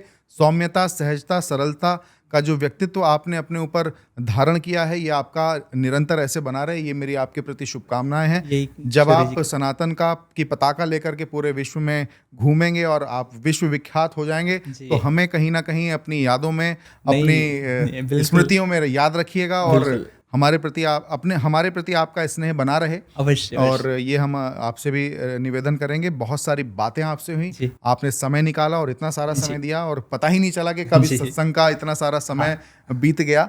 मैं बहुत बहुत आभारी हूँ आपका। एक बात कहूँ? जी बिल्कुल कहिए ना, बिल्कुल कहिए। मैं आपके माध्यम से सभी जनता से निवेदन करना चाहूंगा कि जीवन में कुछ नियम, जैसे संध्या हो गया आप नहीं कर पा रहे हैं, एक काल की करने, 3 काल के प्रयास कीजिए, नहीं हो तो 1-2 काल की तो करनी ही चाहिए। इसके अलावा 2-3 नियम मैं बता रहा हूँ, वो अवश्य करना चाहिए। जो हमने आपसे कहा था संकीर्तन का नियम, आधे घंटे संकीर्तन अपने घर में अवश्य करिए, घर के सारे सदस्यों को बिठाकर, जिसमें सब लोग हों, और आधे घंटे रामचरितमानस जी का पाठ, जो भी घर के बड़े बुजुर्ग है। इससे क्या होगा, बड़े बुजुर्ग ऊपर बैठ के पाठ करें तो छोटे बच्चों में संस्कार उत्पन्न होगा, और जब बच्चों में संस्कार उत्पन्न हो जाएंगे ना, तो धन कमाना, ये सब मटेरियलिस्टिक चीजें हैं, ये सब आपको मिल जाएंगी।